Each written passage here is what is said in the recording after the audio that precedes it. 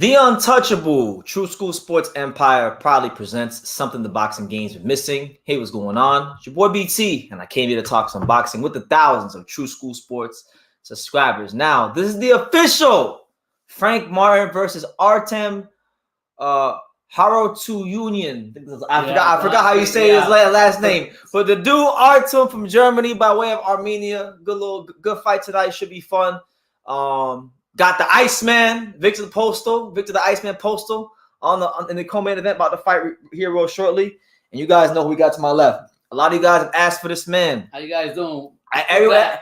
It don't matter where I'm at. It don't matter if I'm in South Florida. It don't matter if I'm in New York City. It don't matter if I'm in Japan.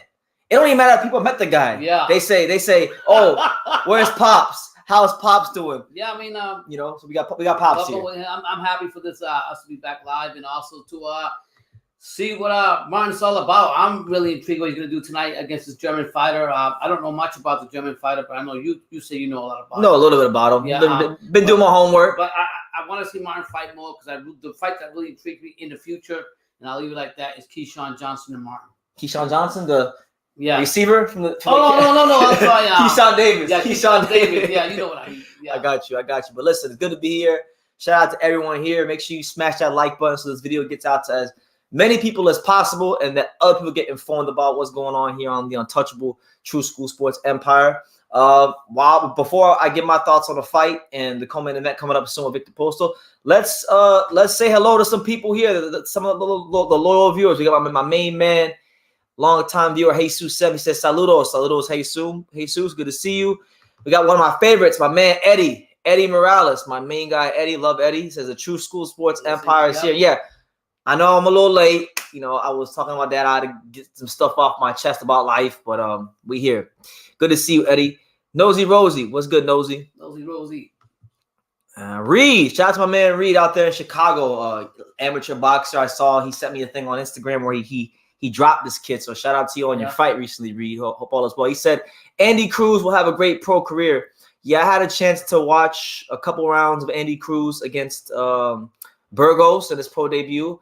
He came out with the Jerron Ennis chinchilla, outfit on, and I don't see him. He's baptized to be a Philadelphia. Yeah, he out here dressing like he's a Cuban Jerron Ennis. Yeah, but he playing. He looked good. I think with him, first couple fights in the pros are going to be a bit of a learning curve, because he spent a lifetime in the amateur, so he's got to become more of a professional. But from what I saw, I thought he looked pretty good.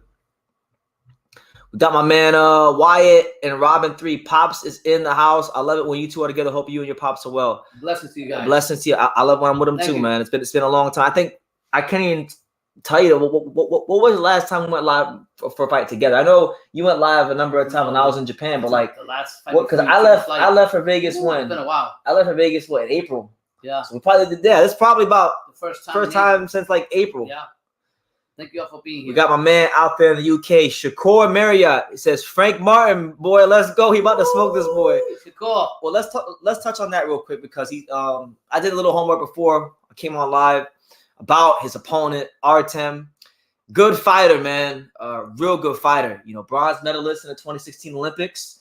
Got some heavy hands. He only has 7 knockouts in 12 fights. But when you watch the tape, very intelligent, high guard fighter. Yeah. Heavy hands. Frank Martin's gonna stay on his P's and Q's, because if he gets hit, if he gets hurt, if he gets touched the wrong way by this guy, we may just have a whole new player in the lightweight division. So I want to see, like I said, I want to see the Martin continue to progress and get better and better, and go ahead and fight.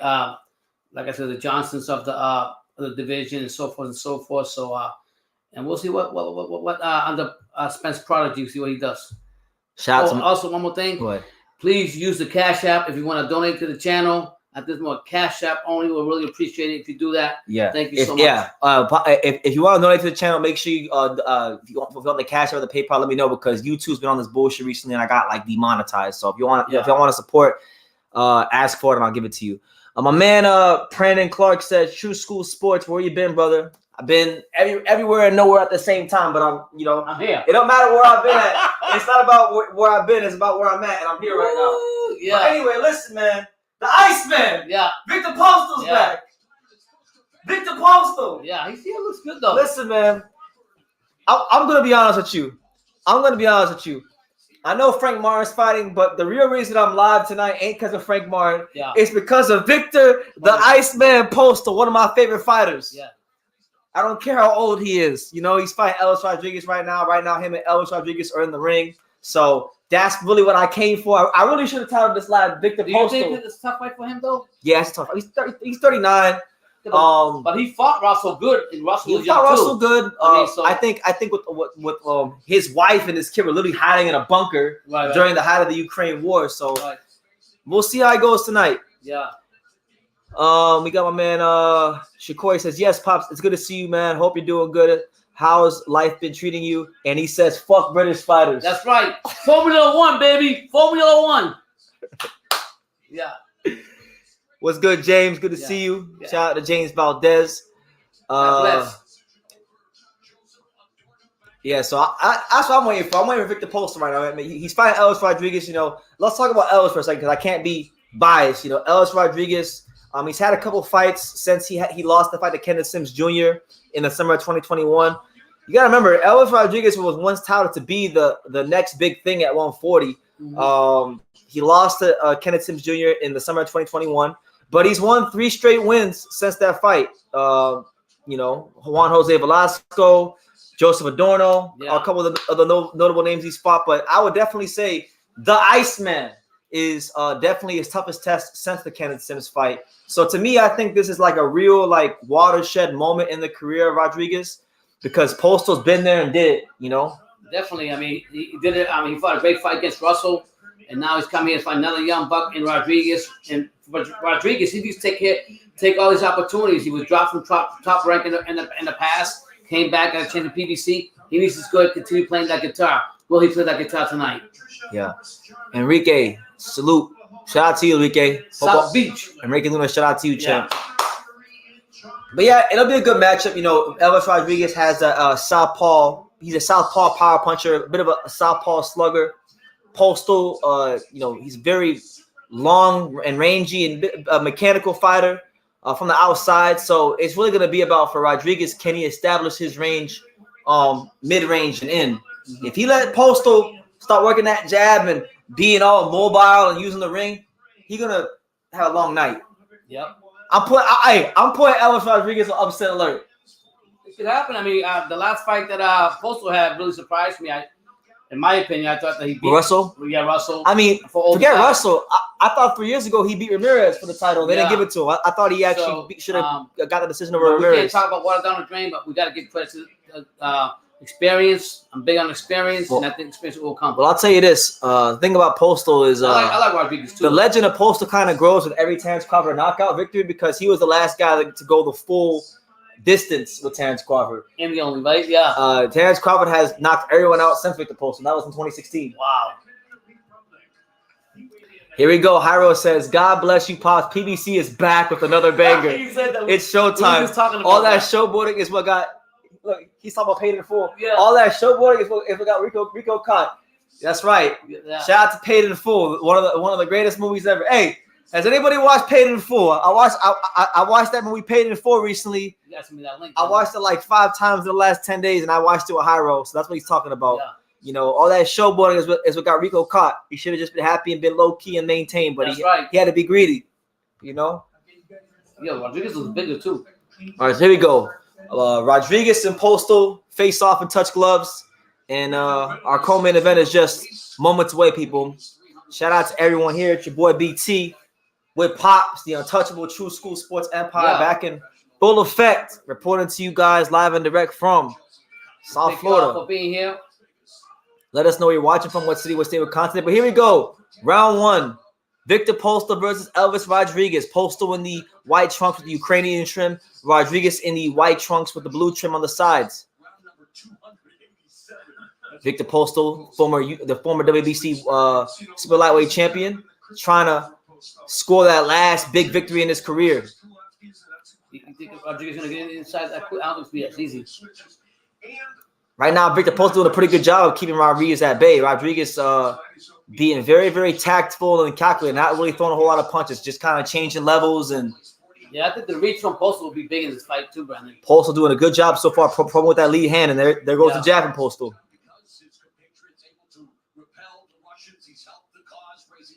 I think for Rodriguez too, being the younger, fresher fighter, the key for him in this fight too is to land that left hand and really make Postol feel like the older man. Push him back and make him feel like the older man. And go to that body. Go to that body. Try to go inside. Don't be afraid. You're the young buck.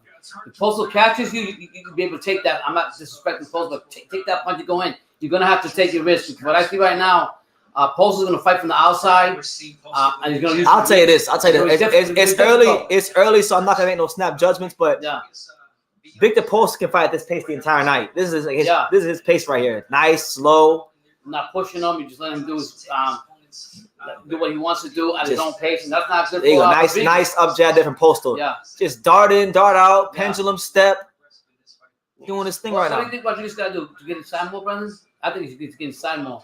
Go to that body. It would have hurt him every now and then to throw a jab, but there you go. Jab your way inside. Eddie Morales says that he wishes Lipinets was still fighting Elvis tonight. Well, Lipinets is going to be fighting Subriel Matias because Subriel Matias. Oh shit! Yeah. Because I guess Ergashev wants a tune-up supposedly. Because he's coming off an injury, so yeah, why not? I want to see Ergashev fight Matias. I think Ergashev beat the shit out of Matias. You think so? Hell yeah! I'm picking Ergashev when they fight. No, I gotta ride my Puerto Rican on that one. That's the man, boy. They gave him the wrong man. Oh, there's a nice. There you go. 1-2. Right hand for Postol. There you go. Nice. Viktor Postol do it. Right now, Viktor Postol's having his way. Elviz Rodriguez don't really got nothing going on. Nah, he's not throwing Not a damn thing going on for Rodriguez right now. But it's early. It's early. We'll see how the fight goes on. Oh, nice. Good. If he thinks he's gonna tire out Postol, he's an older guy. He's wrong. You know? Woo! Viktor Postol getting confident. Stepped in with a nice right hand to the stomach. Go in and do something. Come on, Rodriguez. I'm telling you, y'all better respect the Iceman. Yeah. He been underrated. There you go. Nice jab from Viktor Postol. Yup. Elviz Rodriguez not really doing a whole lot. Just kind of standing there. Letting Postol throw that jab out there. Standing there with his dick in his hand, not doing nothing. Yeah, that's not gonna happen. Look at this guy right here.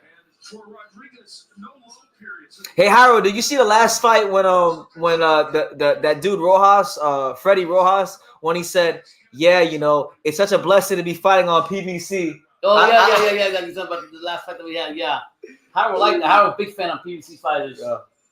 So is he. But right now, honestly, for Viktor Postol, right in that first round, you couldn't have asked for a better start to the fight. Yeah. Elvis got his hands in his pocket. He's not really showing them so much as far as feints. There's not a lot as far as combinations coming towards Postol's way. And he's not going. He's gonna have to take some risks, man. I'm telling you. If he thinks Postol's gonna get tired that easily, I don't think so. We'll see. Shout out to my man, the technician, Sebastian Santana. He says Andy Cruz looked good tonight. Yeah, I had a chance to watch a couple of rounds, and he looked pretty good, Andy Cruz, from what I saw. Oh, there's Postol again with that right hand here in round 2. Viktor Postol having his way so far with Elviz Rodriguez. Rodriguez moving in that high guard, changing levels, but not really. There you go. Better jab there from Elviz Rodriguez. Yeah. There you go. Good left hand from Elviz Rodriguez. Mm-hmm.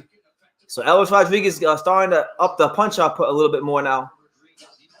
There you go. Double jab there by Elviz Rodriguez. Viktor Postol holds his ground. Probes with that lead left hand. You think his favors the fight in the middle ring for Postol? Hell yeah. Nice. Good defense from Postol. And he's not wasting a lot of energy either. Elviz isn't forcing him to waste a lot of energy. Yeah. You think that Elviz just sitting there. Not pressuring the fight. And you know what it is? I mean, I don't know. Elviz might need to turn his Dominican card because he looked like a Puerto Rican fighter, but he ain't fanning. He ain't doing He ain't doing nothing? Yeah. There you go. Good feint there from Postol. And then Rodriguez falls just short that left hand. Yeah.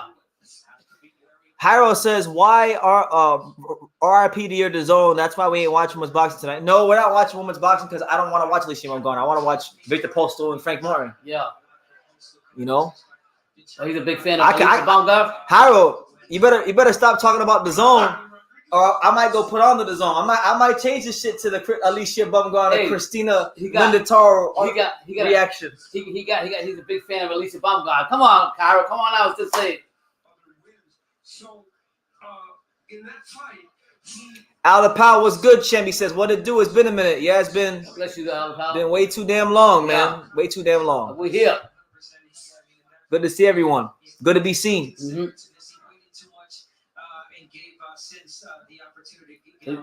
Elvis is doing a better job of getting us half the center line. He's showing Postol some different looks here in round 2, but I still think the pace needs to be picked up a bit more. Yeah. But a better round so far for Elvis. Postol doesn't even look tired at all, though.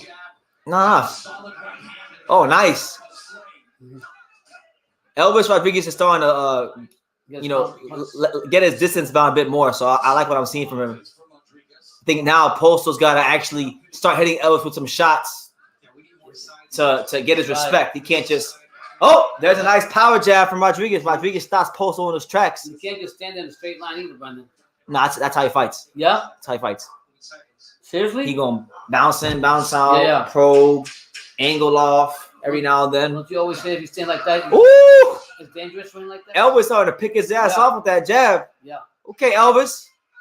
We see you, champ. Kind of Elvis, back, hey, if Viktor Postol make an adjustment, Elvis about to do this. Playing the guitar. Elvis about to play the guitar. Elvis gonna play the guitar. Playing the bachatas, you know what I mean? Do that bachata stuff. Yeah. Yeah. Let's get it.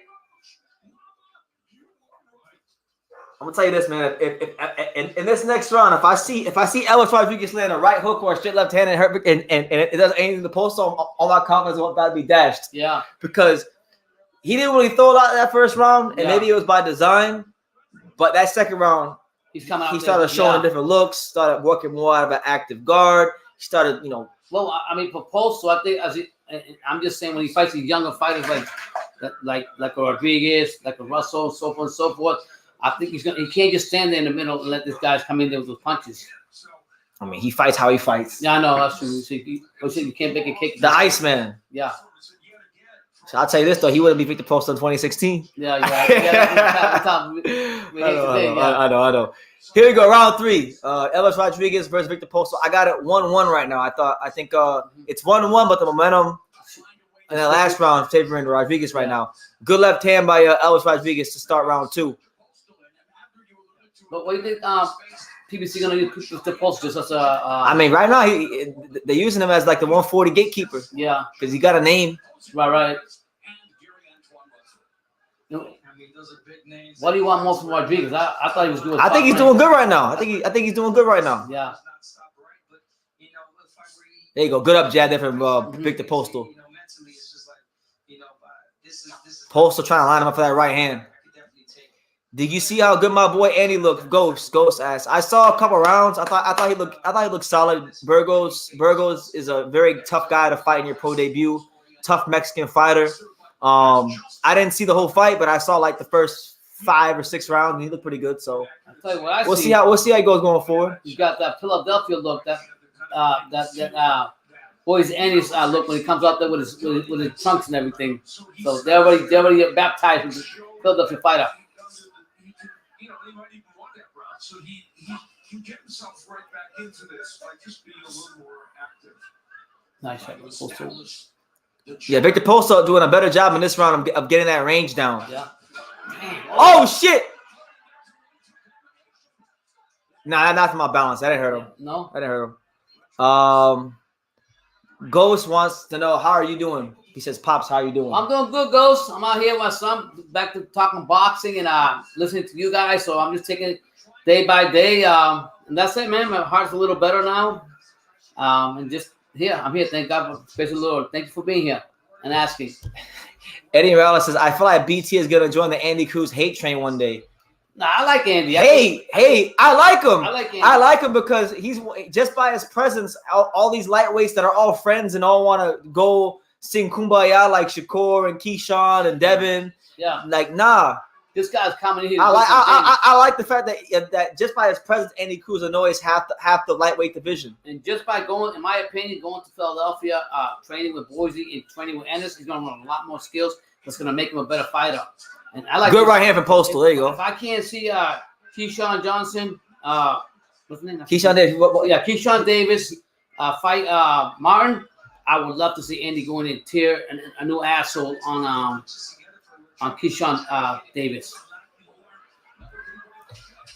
Nah, Andy Cruz is my boy. BT loves him. I've done a good job pushing my propaganda. Well, funny enough, even without the propaganda, I like Andy Cruz. I'm gonna tell you guys a story because this last like month and a half where I haven't really been live or really been extremely active on YouTube. I'll be honest with you. I got back from Japan, a bunch of shit happened, and I got pretty damn depressed about life. But in the midst of that time, there was I went to the Adrian Broner fight.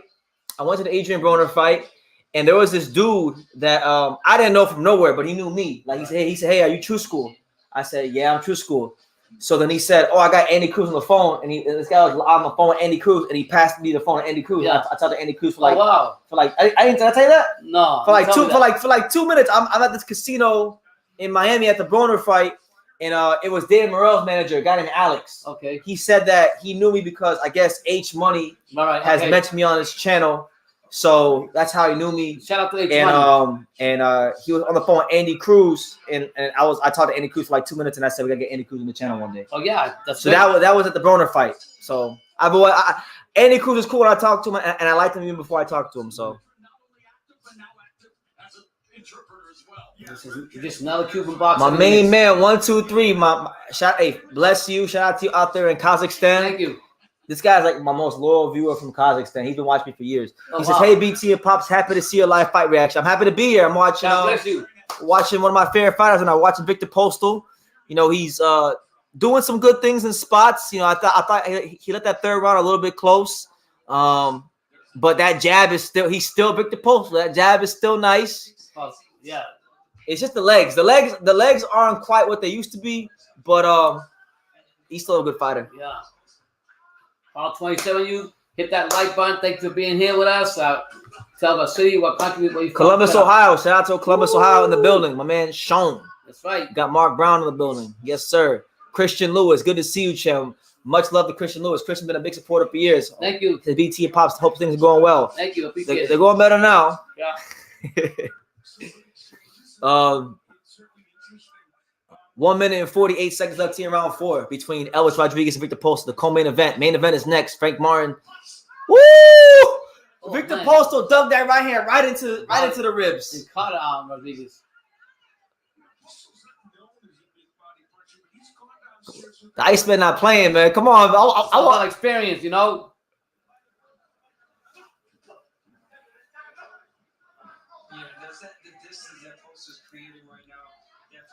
Is he doing better than Antoine?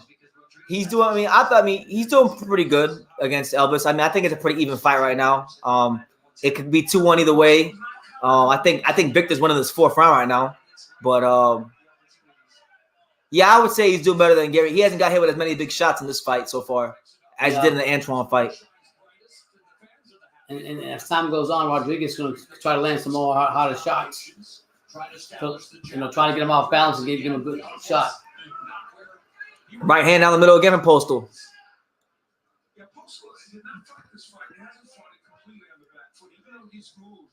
So you say Postol beats him? If Postol can find can find a way to keep the fight at this pace and just do what he's doing, I think that's his best chance to win. Yeah.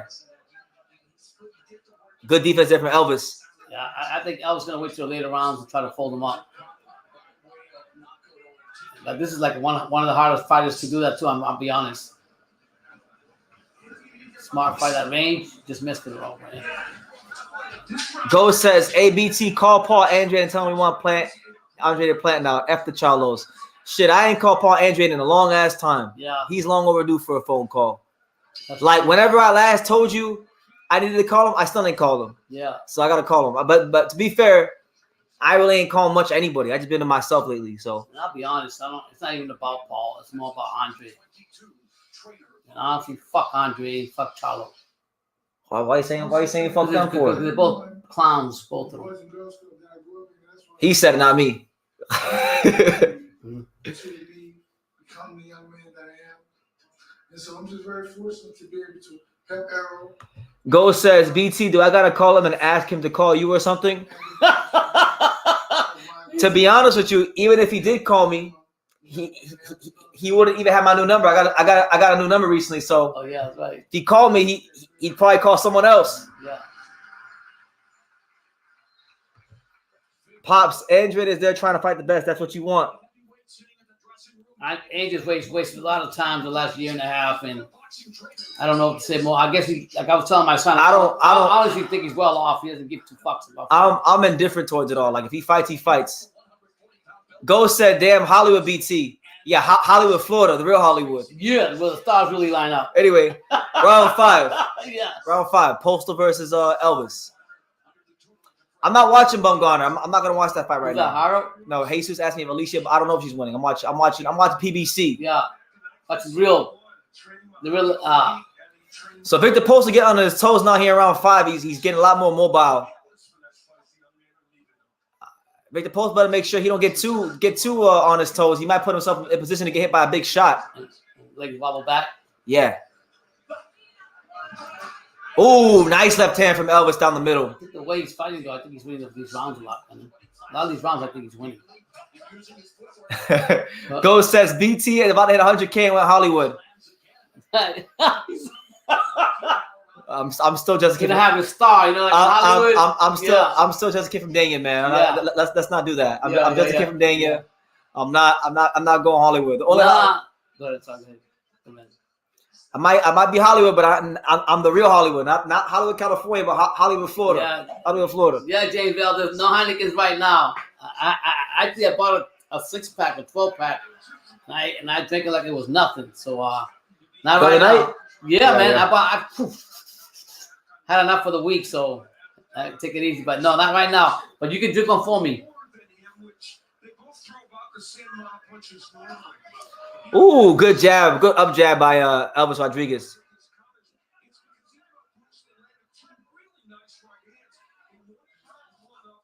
Yeah. Right now, I think Elvis is probably winning this fight right now. If you think so? Yeah, because when Postol lands, they're not really punches that are moving Elvis back. I think Elvis is taking the shots very well, and then when Elvis is throwing and landing on Postol, they're moving him back and they're having more of an impact. Mm-hmm. So I feel like the judges are going to see that, and they're probably going to reward Elvis for the shots he's landing. So even some of the rounds that I may have given Postol, they're going to give to you say either or. Basically, yeah. Saying either or.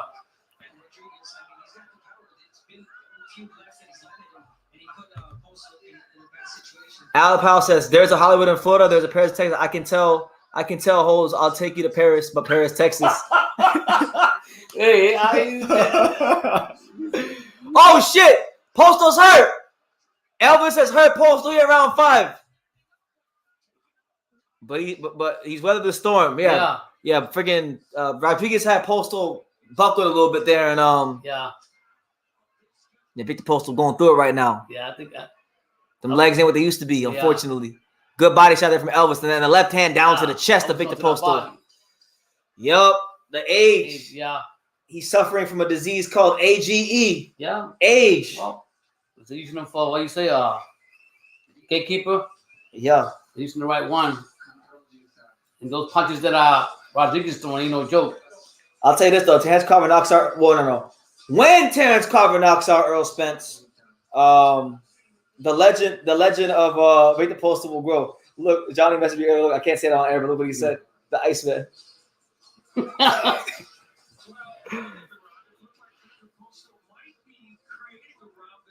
Yeah, man. Yeah, I don't know. I mean, listen. He needs to find a punch. He needs to land something. Viktor Postol got to land something to get Elvis's attention, because that's his problem in this fight. He's doing good work. He's throwing nice straight punches, but now he's even making the mistake of when he jabs, he's staying in the pocket too long, and Elvis is just serving him up body shots. Yeah. So he's 39 years old and he's a little shop worn, so he can't be taking too many of those type of shots. I think if Elvis ups the pace right now, he could drown him in this 6th or 7th round. There you go. Good right hand down the middle from Postol. Elvis shrugs off, saying, "No, that didn't do nothing to me."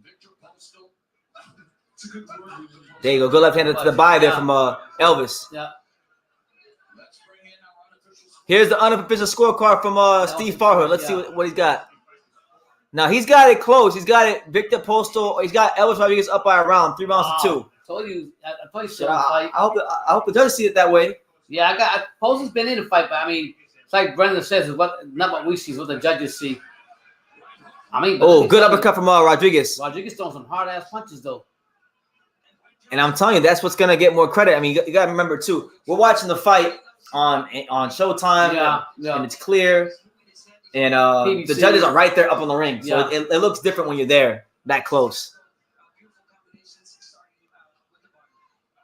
Nice jab, good jab from Postol.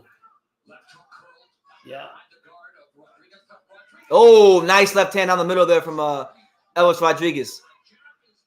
I think it's hurting Postol too. He's backing up. I think Postol at some point he's gonna have to sell out. Maybe break out the uppercut from the Matisse fight. Yeah, but he doesn't want to take a chance. You gotta take a chance. You gotta take a chance. If you want to win this fight, you gotta take a chance. You gotta give this guy respect. And the jab ain't working. I mean, the jab's working, but I'm saying the straight right hand is not really getting his attention. All right, Viktor Postol's not really a left hook fighter. He don't really got much of a left hook. Break out the uppercut. All right, jab, uppercut. M Easy wants to know, is this fight at 140? That's 142. Catchweight. Is it a catchweight? Yeah, you said it. 142. Yeah.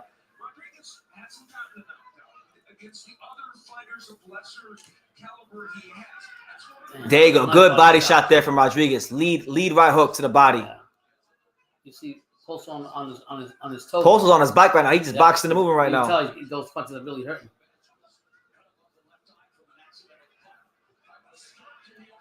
Oh, that right hook to the body is what's got Postol on his bike right now. Rodriguez want to take him out too. Viktor Postol's getting his Usain Bolt on, just waltzing around the ring. Yeah, I do the same thing though. Trying to push him back with. There you go. There's the right hand from Postol. Oh, and there it is, a knockdown. Knockdown. Wasn't he pushed? I think it was I can't tell if it was a body shot or a right hook, but Postol's on the canvas. And he's back up to his feet. I thought it was a push. At 7, he's up to his feet. It wasn't a push? 4 seconds left here in round 6. We'll see the replay. All right, and saved by the bell. So Elviz Rodriguez scores a knockdown of Viktor Postol. Wow, man, this is sad. When your time is up, your time is up. Yeah, you don't the end is near, man. Yeah, you made your money, you made your time. Move on. Don't jeopardize. You're great. You respect it. We respect you here on True School Sports, but don't. These young bucks are gonna break them down every time. I'll tell you this: if Viktor Postol keeps boxing, I'm gonna tell you what's next for him. If PBC keeps recycling him, they're gonna use it for Brandon Lee next. Oh man! And if they don't use it for Brandon Lee, they're gonna use it for Ergashev. That'd be too dangerous for him, Brandon. Ergashev fight? Seriously. I'm telling you. You're gonna put this guy in danger. If he don't fight, if he keeps fighting. Those are the fights coming his way. I don't care Brandon Lee, but Ergashev will destroy him. I'm just hoping no way he can get this fight because Elviz beating the shit out of him now. Yeah, them heavy punches. Elviz, the lead right hooks and the right hook up top and all. He's getting massacred right now. To play that guitar. It's very sad. Yeah. Bounce back after getting dropped with 15 seconds left in the 6th from a right hook. Oh, big right hook from Elviz. Wow. And Viktor Postol's on Queer Street right now. He on Queer Street. And he ready to go. Yeah, Elviz got him hurt. Fight stop. Really? Yeah. Okay. Well, the refs waved it off. I would do the same thing. The ref has waved it off. Viktor Postol's been stopped, and here we go. Look at that. It's back. So Viktor Postol on paper gets stopped for the second time in as many fights, and this shit's getting sad now. You gotta hang it up. We get to a certain age. He got stopped by a guy that would have never had a chance in hell of beating him 5-6 years ago. So yeah, that's sad. And Freddie Rhodes, that's how you doing, Freddie? Because Freddie used to train Viktor Postol. That's how you doing, Freddie? Yeah. That's how you doing? Yeah. Hey, the business. I'm sure you like. I mean, business though. Hey. Henry Revolt wants to know: is there any reason why Frank Martin has been active for 7 months? He fought 3 times in 2022. Listen, man, when you're a PBC fighter and you're at a certain level, that's how it is. Let's just be grateful that he's fighting for the first time in 7 months. If he was in a higher pay grade, we would have seen him for 18 months. Yeah. So that's an Al Heyman thing. Where do you think Arnold Barbosa goes? Oh wow. By the way, you hear about that? No. So he got a release from Top Rank today. Oh shit. Because he can't get no fights in Top Rank. So all right. Shit, probably PBC. They'll probably put him on PBC or something like that. PBC or probably Eddie. You know what? No. He's going to Matchroom. This was going to happen. He's got an undefeated record, right? He's really in the grand scheme of things. Honor Barbosa is probably like a third-rate talent amongst the elites at 140. Eddie Hearn has a long history of getting third-rate American talent and overpaying them. That's where he's gonna go. He's going to Matchroom. You think he'll make that fight with Lopez? Who? Barbosa? No. My main man, Lyndon Jones, Boxing Therapy, said, "What's up, Brandon and Pops? What happened with Postal? He got butchered. Seventh round stoppage for Elviz Rodriguez. You know, Viktor Postol at times looked like Viktor Postol, but then he also looked like a guy who's 40, whose legs aren't what they used to be. And you know, after winning, you know, a couple rounds, Elviz just was patient, showed him different looks, and started breaking that body down and folded him up. You know." And respect to him. I mean, he's an older guy. You can't get you can do the best you can, but these young guys come away you and they're throwing bombs at you. Yeah, you know what? Maybe I think probably Matchroom Boxing signs Honor Barbosa, and then Eddie Hearn tries to get Barbosa to fight like Richardson Hitchens or something like that. Yeah. By the way, I wonder who won that fight. Does anybody know who won that fight between Montana Love and Richardson Hitchens? The fight tonight? Today, yeah. Oh, I didn't know that. By the way, guys, say the date, July 29th. We got a big fight happening July 29th. Bellator MMA, July 29th. That's the only big fight happening on July 29th. I'm joking. Yeah. I'm joking. Imagine how petty that would be if I went live for Bellator MMA on July 29th and then MMA. And then didn't. I was watching MMA the other day. I'm not getting into that. Brandon Clark says, "Guys, I'm going to order wings. I absolutely love this channel. I'm happy you are back. You are the best boxing channel on YouTube. Good night, brothers. God bless you." Well, Brandon, to enjoy it. Enjoy your wings, champ. Thank you. Thank you for that comment. Like comments like yourself and people like yourself is why even in times like now, like Pops will tell you, I didn't even want to come live today.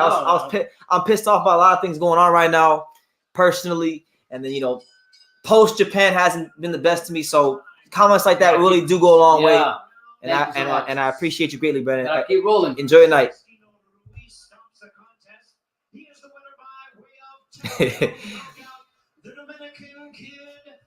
So good win for Elviz Rodriguez. He's passed the test. He's passed the biggest test of his career since the Kenneth Sims fight. Yeah. But I want to see what happened with Montana Love and Richard Hitchens, Africa. Pretty big too. Oh yeah, I was right. They didn't fight. The fight was off. The fight was called off. The fight didn't happen. Contracts or whatever. I forgot what happened. Yeah, because I was talking to Johnny earlier about it, and Johnny was like, "Oh, they fight today." I'm like, "No, they don't. The fight's off." But then he's like, "Oh, yes, they do." And I'm like, "Yeah, I guess they do." Yeah. But I was right.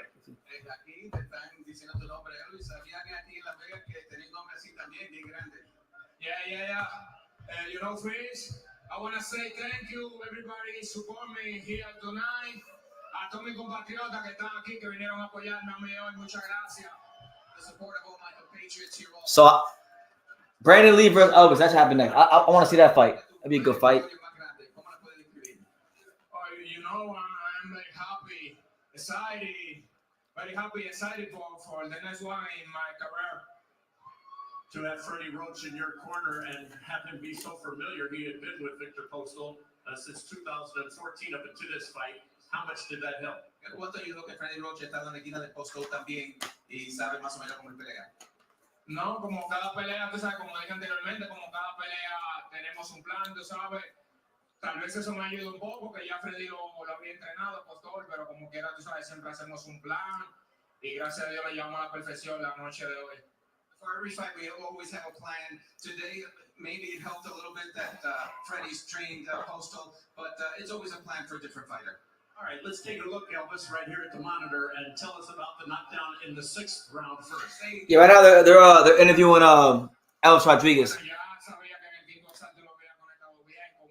Oh, Baumgartner's fighting right now? Well, hopefully she does a thing because the girl she's fighting, Christina Linda Taro, she's the only girl to give her a loss. Yeah. You know that, right? Yeah, at least that's trying to I fractured his nose and I gave him a nice hook in the fifth. So in the 6, I was going for the This shit is sad, man. Victor Postol, I swear on my life, Victor Postol better not fight again. You gotta see our life, Brendan. It's time to go. The young bucks. The only fight that Victor Postol can fight that I won't get mad about is if he fights like another old guy. Like if he fights like Rancis Bartholomew, I'll give him a pass. Oh yeah, something like that. Yeah. But like all these young guys, no, because if he keeps fighting, It's gonna hurt. They're gonna put him in there with Brandon Lee, Yep. or Lipinets, or Ergashev. Alicia Bungan is putting in that work right now. Okay. Nah, Jesus. Nah, Victor Postol hasn't retired, but he should. I personally think he should.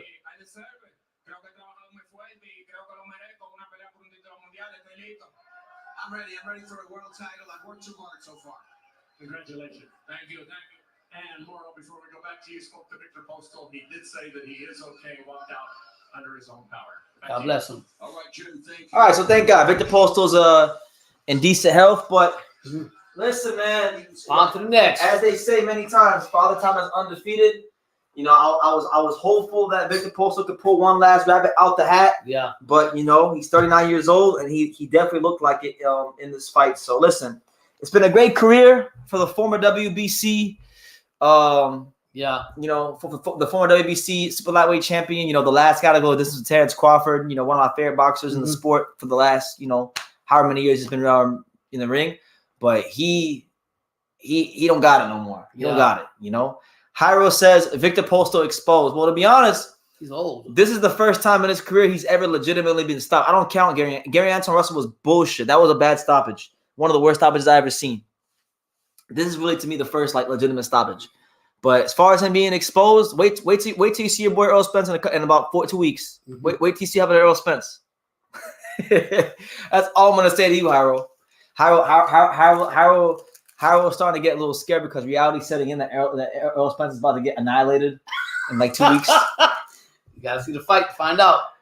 Do you think Derek James is hating on Crawford? Of course, he's always hated on Crawford. Going back to like 2 years ago, he's always hated on Crawford. When Terrence was pressing, let's just forget. Like, I don't want to talk too much about Crawford and Spence because, like, to be honest, like I'm not really. I really like could care less. I like Crawford. He's one of my favorite fighters. But I'm saying that fight's so overrated, I could care less. But since you brought it up, and I had a video about it earlier, yes, forget this year. 2 years ago, I remember in 2020 during the pandemic, I did a video. And I remember Derek James was talking about when Terrence wanted the fight. He was like, "Oh, well, he hasn't been on pay-per-view. He hasn't sold this many tickets. He hasn't done this. He hasn't done that." Right. He was talking like a manager. Oh, wow. He's the trainer. Yeah. Look, Derek James. I never heard Terrence Crawford had Derek James talking like he was Peter Khan, he was like he was, a manager, a promoter. It's all business, and right now because of the fight, this is how they are. But I think they all have mutual respect for each other. Yeah. Who has Spence fought or beaten that Crawford couldn't beat? Nobody. Not a soul, not one soul. And to tell you the truth, and people don't like when I say it, but it's just the God's honest truth. It's not taking away from Earl Spence. He's an elite world championship fighter. But like, and I hate doing the resume thing because I feel like it's like when you don't know anything about boxing, you just talk about resumes because you can't talk about boxing because you don't know anything about it. But like Earl Spence got to where he got to beating all the guys Keith Thurman already beat. Wow. All the guys he beat, all the best wins in his resume, apart from Kell Brook, who, by the way, Kell Brook had already been ruined by Golovkin that night when he fought him the fight before Spence, right?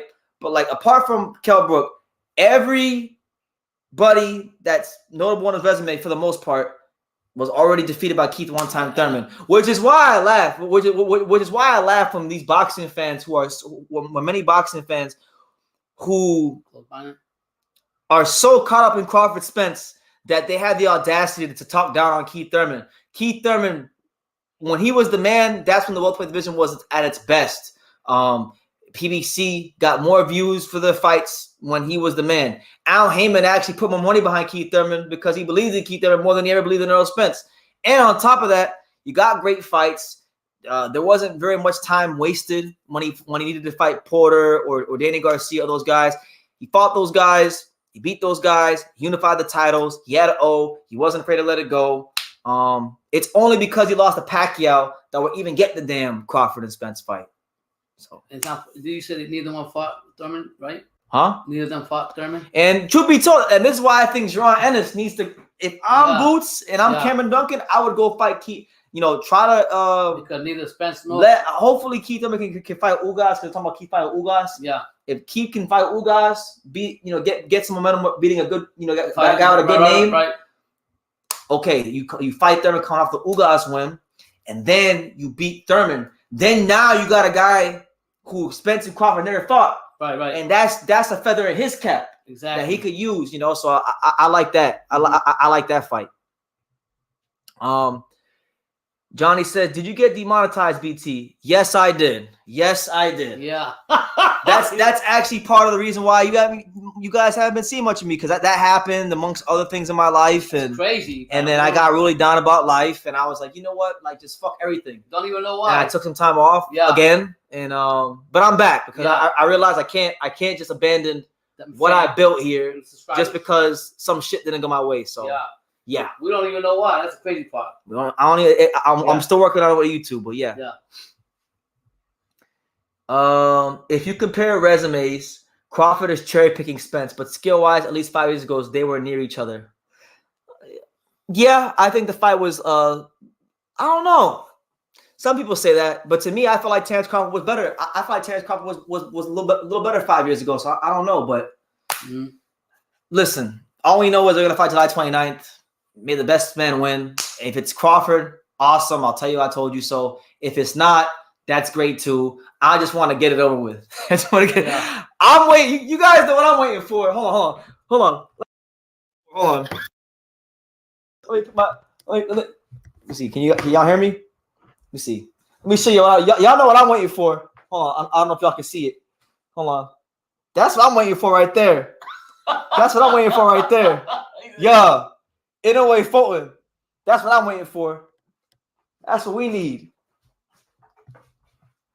That's what I'm waiting for. And you guys know for damn sure when that fight comes, when Inouye Fulton comes, there's gonna be a live fight reaction. You know what I was thinking? I've had to tell you this. What's that? And I want to run it by I want to run it by everybody while we're here. Yeah. All right. I'm thinking like when Inouye and Fulton fight, maybe we wake up early in the morning, we go live like we did that one time, and we cook something like early in the morning, like a Philly cheesesteak or like something to honor the fight. Yeah, that'd be fun. Probably Oriental something. Yeah. Philly steak. Hyro says, "Tell Johnny how much you love Paid in Full." Oh, I love Paid in Full. I recently, because I've been watching a lot of movies. All this time I haven't spent on YouTube. Again? I've been watching a lot of movies. So one of the movies I decided to watch recently was Paid in Full. You know, with Mekhi Phifer and Wood Harris and Cameron playing Alpo in the movie, and it's my favorite movie. It's my favorite movie ever. I've watched it 5 times in the last 10 days. What happens, Johnny? He says that's fucked up. It happened right before the Loma fight. I got it back though. Yeah, man. Did he have some video and all kind of like I see with me when I got demonetized, I had to like I applied to get reinstated, right? And then when I applied to get reinstated, they denied me. So then I appealed their denial, and then they denied me again. So now I gotta wait till like I think October or something crazy. like that. You don't even know what it is. And I don't even know what I did. So I gotta go. I gotta go send some emails and take care of this shit because it's been really annoying. What you saying, brother? They're trying to get you beat. They're trying to get me beat. They're trying. Listen, they're trying to stop the untouchable True School Sports empire, but the True School Sports empire will never fold, and it continues marching on. Amen. What's Frank Martin's route after this fight? He better not look past this fight. This guy's no slouchy fight. Yeah, you checked him out, right? This Armenian dude, this Armenian German dude, he can listen. He's heavy-handed. Listen, the guy's heavy-handed. He's got deep amateur experience. He's like had 250 fights. Was awarded a bronze medal in the 2016 Olympics. He's good. So Frank better just worry about this fight because this guy is very heavy-handed too. And Frank said he's gonna bring out the dog in this fight. So if Frank is not defensively responsible, he'll get hurt in this fight. But if he wins this fight, In a perfect world, I would like to see Frank fight Edwin De Los Santos or Isaac Cruz. I think those would be good fights. Demonetized means you can't make money off your channel. Yeah, I can't, like, until like probably October. I can't. All these videos and all these lives I'm making, I can't monetize none of it. That's exactly what it means. But it's all good. But you know what? We'll do it for the love of the game. We'll do it for the love of the sport. That's what I say. If you want to donate, cash out. And yeah. So Paid in Full is a classic. It's a great movie. It's a great movie. Johnny's on it, man. That's my man right there. He knows all the You know. Anyway, let's put the volume back on because these dudes about to fight right now. Johnny right on it when he said that. Johnny be watching all that shit. So Artem Harutyunyan, whatever his name is, he's walking to the ring right now.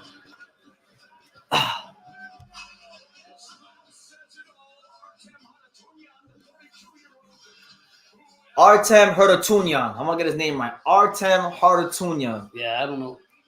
I just stick with Artem. I don't even know how you pronounce all the names. Hockey. That's what he did? No, I'm saying hockey. All the weird ass the crazy ass names. Yeah, that's true. You know everything. Man, that's my thought. My man Johnny says, BT, please tell me you've seen Goodfellas and Casino. Those are all classics. I just watched Goodfellas for the first time the other day. Yeah. Because I'm not a big movie guy, but I was when I was a kid, but then I got older and I stopped watching movies. But, you know, I wanted to watch movies recently, so I've been watching movies. So I haven't watched Casino. I'll put it on the list. Yeah. I'll watch Casino. It's good, too. I'll let you know how it goes. Yeah. Have you seen Casino? Casino's good. Yeah. That one, Goodfellas.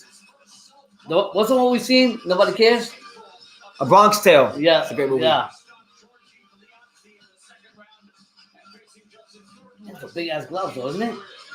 Those are so Artem Harutyunyan, he's wearing the red Cleto Reyes gloves. They did some of these gloves like sparring gloves. Harold says your ass still won't watch The Wire. What's that about? It's a TV show. Fuck TV show. We watch movies. Reality. Movies. If it was good enough, it would have been a movie. Yeah. You can talk to him later for a couple hours. Here comes Frank Martin. Here we go. Oh, he's walking on Yellow Beezy. You know who likes him? What's his name, right? Earl Spence. Does he? That's Earl Spence's friend. Yellow Beezy. Yeah, he's that rapper that made that song. That's on me, baby. Oh yeah, okay. That sorry ass song. Yeah. That's on me. Yeah. It's one of the sorriest songs ever. You don't like that? That song is trash. I actually hope Frank Martin gets knocked the fuck out for walking out with Yellow Beezy. To be honest with you. I'm tired. I'm tired of these. I'm to fight Keyshawn Johnson. I'm tired of these boxers walking out to these sorry ass rappers. You can pick any rapper in the world. Yeah. Who do you want to pick? Realist? More realist than that? Not Yellow Beezy. Is he high? He sucks. He's not good. But from Texas, he's good probably. No, he sucks anywhere. He sucks. He's Texas. He sucks everywhere. He sucks. Sucks. Not good. Everybody, that's why America can get whatever you want. Freedom of speech. I'm telling you, he sucks because it's America. But anyway, enough of my musical preferences. Frank Martin is in the ring. Artem Harutyunyan is in the ring. And so he's gonna make a big statement, right?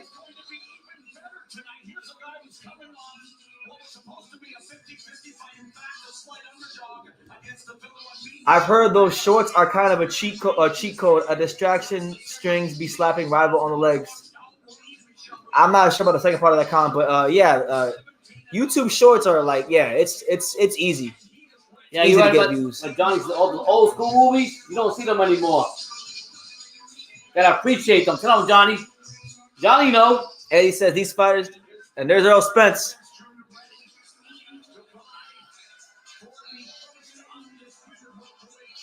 There's the man that's gonna get sent to the emergency room in 2 weeks. That's his first boxer, right? Yeah. There's that man that's getting sent to the ER in 2 weeks. I'm sorry, I gotta stop.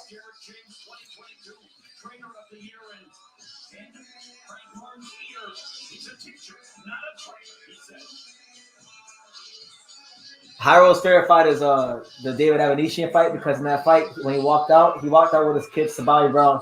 Who did Bobby walked out. You know that song about Bobby Brown, My Prerogative? Yeah, it's mine. They say I'm crazy. You know that song? Yeah, Hyro crazy.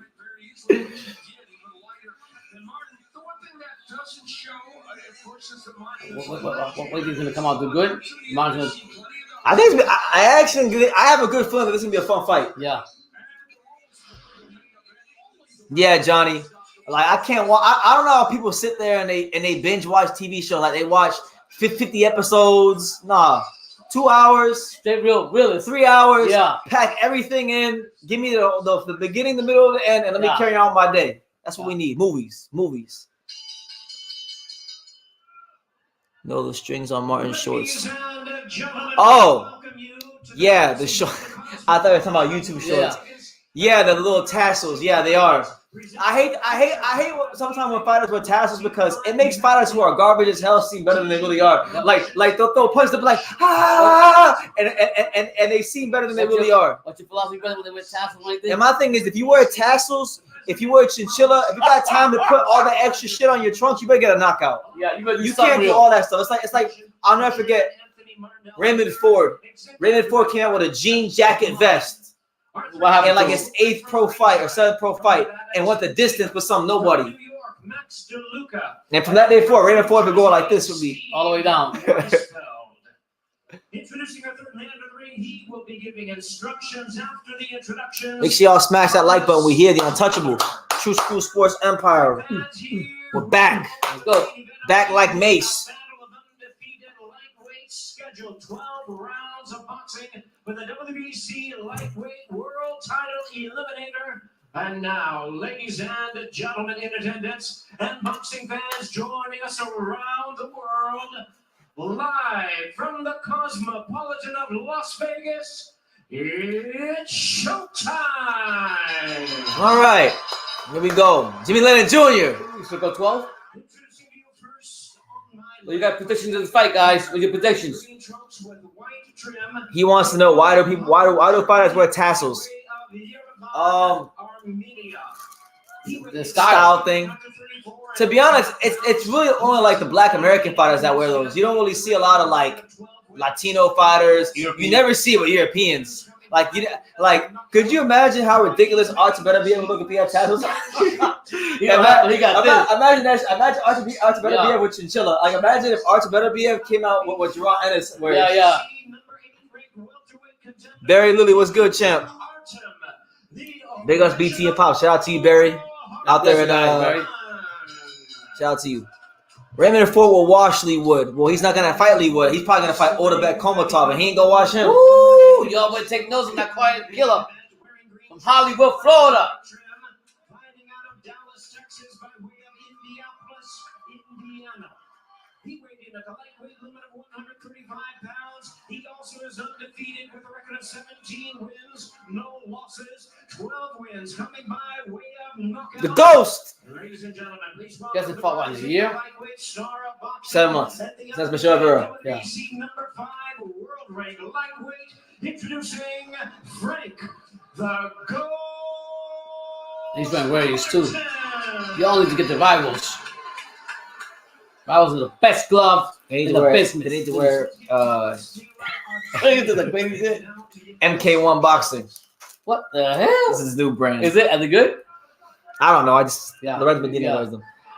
Frank Martin, that's right, Shakur. Yeah. He better watch out though. This Armenian dude's good. Guy can fight. He ain't no off the street junk. No. Not while he's Like I saw his record, and I never heard of him. And then like an hour before the live, I was like, let me check this dude out. Yeah. I watched a couple of interviews. Yeah. He's good. He can fight. The only thing is this guy, he's never. This is his first fight outside of Germany. He never fought outside of Germany. Oh Lord. So I think it doesn't really make a difference to go out there. Well, yeah, because if you're fighting in Germany, you're normally fighting German level opponents, and German level opponents ain't American. they up to par. Yeah. This is mouthpiece. You don't got a mouthpiece on?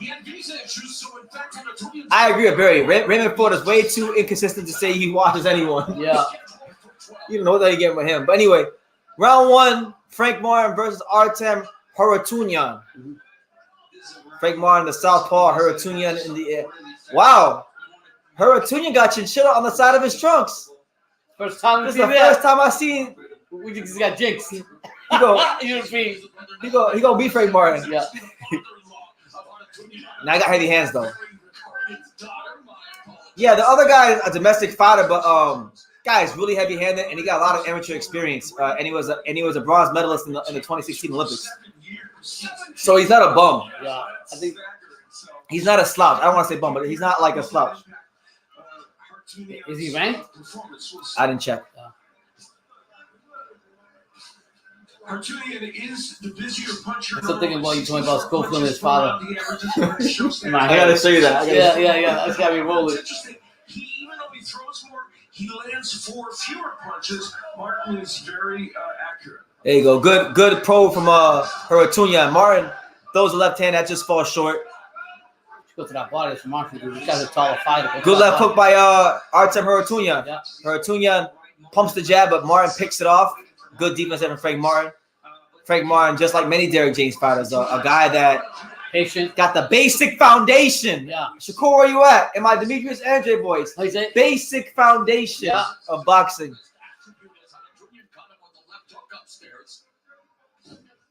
Yeah, against the southpaw, that's definitely. That's where that body goes. The overhand right first. Taller than you. Yeah, so far the first round has been very much a feel-out process. Harutyunyan wings the overhand right that gets blocked. Yeah.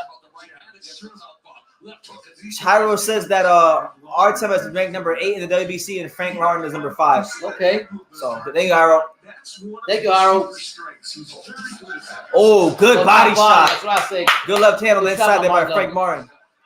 Gotta go to that body, break that tall guy down. Frank Martin did say before this fight he's gonna bring the dog out, so let's see. We'll find out. Can't just talk the talk. You gotta walk the Oh, walk. good right hand to that body from Artem. Good left hand to the body, right back by Frank Martin, and then a jab by Frank Martin. There you go, good jab to the stomach from Artem Harutyunyan. Lily said, let's all not make the Martin. No, we'll say he's elite, but To be honest, I maintain that I don't know what the hell Frank Martin is yet. He had one big win, and everybody want to hype the shit out of him. I don't know what he is yet. That's why I'm excited for the fight. Yeah. He's solid right now. That's what he is. He's solid. He's a solid guy fighting another solid guy who we don't know a lot about. What would you rate Derek James amongst like the trainers in Oh, boxing? good body shot there from Artem. Top 5 trainers in boxing? Derek James? Yeah, of course. Yeah. He might be the best. The best? He might. He's up there. So now, isn't it based on champions that you made? Made Earl Spence. Look at Salah. Salah's the good too. Frank Martin was Frank Martin was a Midwestern club fighter, and he was 13-0 when he got Derek James. He's taken Frank Martin to title contention and made him one of the biggest players in the lightweight division. Yeah. Jermell Charlo, he made the under man. Listen, his greatest work on earth is Jermell Charlo. You think so? Jermell Charlo was so average before he got to Derek James. Yeah. You should have seen before Derek James. Charlo was like a technical boxer. Were you giving credit also to Jamal before he left him? As making both Charlo something before even his older brother left him too? Listen, Jamal was cool. Jamel is his greatest work. I even put him above Spence. Holy shit. Seriously? He made Jamel the undisputed champion. Yeah. Yeah, I mean Frank's a B-level fighter as far as skills, but I think Frank Martin's like the thing that's gonna make a lot of Frank Martin fights interesting, like this one, is that for what he lacks in skills, Yeah. he makes up for it with athleticism. He's probably one of the most athletic fighters in the lightweight division. Good left hand by Frank Martin. He missed it though. And yes, Philip Hergovich is still Ronnie Shields. Good left hand again. He's fighting next week. When he's fighting? He's fighting August 12th against Dempsey McKee. Yeah. Was a huge Gerald Spence Jr. fan before Martin fell under his promotional umbrella. There you go. Good left hook by Artem. And it's Harutyunyan bringing the fight to Martin. Yeah, Frank Martin right now, he said he was going to bring the dog to Artem Harutyunyan. Right now, it's Harutyunyan on that front foot, throwing them heavy shots at him. Yeah. Good fight. Interestingly, Harutyunyan's opponents, his last three opponents, have only landed 14% of their punches. So he is good defensively. And tonight, Martin is landing 24%, which is not great, but better than his previous opponents have landed. There you go. Good right hand. That right hand to the body from Artem Harutyunyan is really it's scoring. Every time he throws that right hand to the body. Martin's not a volume puncher either, right? Like he's not really a volume puncher. He's just like. You know, he continues to evolve, but Harutyunyan, of course, coming in relatively. Nay, again, another right hand to that body from Artem Harutyunyan. And then a left hook up top. Okay, Frank, you're in a fight, brother. You're in a fight. You sound like Stacey there. Yeah. All the viewers about Stacey McKinney. Yeah. Talking like him. Yeah. Good probe there from Artem Harutyunyan. Oh, nice left hand to that body from the Ghost, Frank Martin. Frank Martin's, he's waiting for Artem Harutyunyan to make a mistake and beat him by his mistake. Yeah, like the sheriff said. Yeah. Oh, that right again? A big catch and shoot left hand counter from Frank Martin down the middle. Welcome to America, brother. Yeah. Welcome to the USA. It's a fight right now. It's a good fight.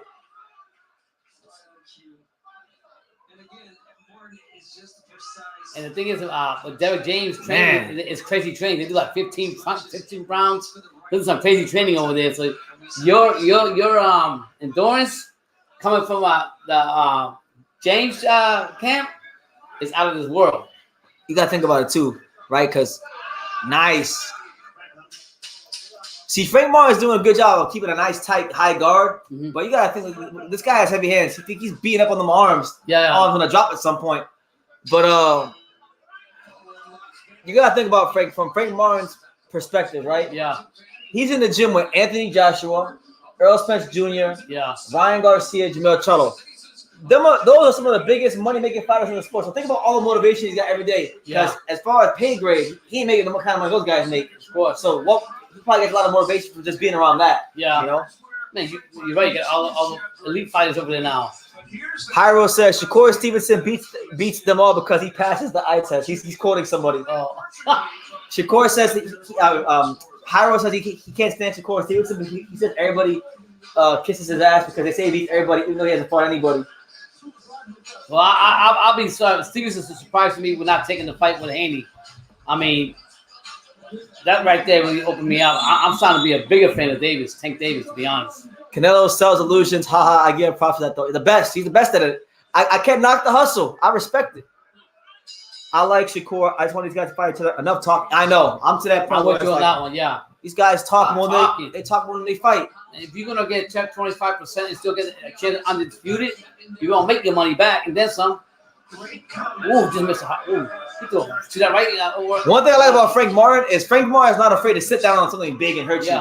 Like he punched a bad intense. Like he just missed that big left hand on Artem Harutyunyan, but he almost. If you would have landed that, good body shot from Frank. Yeah. To be honest, when I watch Frank Martin fight, I feel like I'm watching a more athletic Earl Spence. Seriously? Like if Earl Spence is more athletic, he beats Frank Martin. Yeah. Like I don't think Frank Martin has the fundamentals or the Spence, skills of Spence as far as like with the jab and stuff. But like if Earl was like even more athletic, he'd be dangerous. You fight just like Frank. There you go. And Frank is more. Frank can fight off his back foot, come forward. Where I think Earl's more like a pressure fighter. Yeah, he'll continue to press you down and choke you. The names available and hard to come up with an opponent. Harutyunyan said, "Hey, I'm ready. I want to fight." Okay, good right hand by Artem Harutyunyan. Yeah. Eddie Morales says Frank probably doesn't drink as much as Earl Spence. That's why he's more athletic. Oh shit! Good point. I didn't think about that. Comment of the night. Yeah. I might just leave that there. I might just leave that comment the whole life. He hit that right in the button. Yeah.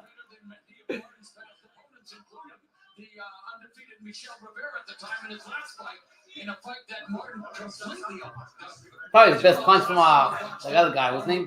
The German guy. Yeah, Artem. That right. Look at the number on the power punch department. Martin landing at 40%. Harutyunyan at Oh man. The thing is, like a lot of these shots that Artem Harutyunyan is landing, a lot of them are glancing shots. Yeah. He hasn't been able to land anything flush on Frank. The only punch he has landed without it being blocked or rolled out is that right hand to the body. When he throws the right hand to the body, that's the one punch that seems to be really working for him and scoring. Good left hand, good left hand counter to the body from Frank Martin. Martin throws some hard punches. When he throws them, he doesn't waste a lot of energy in his punches.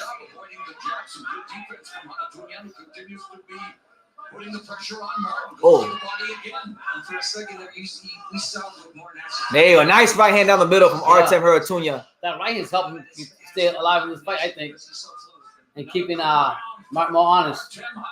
And you know, that's the first step towards you becoming a fan of yours. Who's that? If you got a good straight right hand. Yeah. If you're a fighter and you have a good straight right hand, there's like a 95% chance I'm gonna become a fan of you. Yeah. There you go. Good left hand by Frank Martin. I like Frank Martin because he has a great straight left hand. Yeah. But I'm talking about when you throw that shit nice and sharp and long like that. Bang. And it's a constant right hand. You know yeah. That's my shit right there. The only thing that I feel is working against Artem Harutyunyan, he's a lot like German fighters, man. A lot of these German fighters are very like robotic, and they have this little bounce that they do, and it makes them easier to time. So, yeah, man. But that right's keeping him in the fight. Yeah, the right's keeping him in the fight. Against Martin. I'll be honest. Rafa Casanova says, "I'm extremely excited for NOA4." Listen, guys, when that fight comes, like right now, I'm calm. This is calm. All right, it's calm, BT. It's cool. It's a good fight. But when NOA4, yeah, I'm probably gonna wake the neighbors up. Yeah. And you know what? I should, because fuck them. I don't like those people. Yeah, but next to us.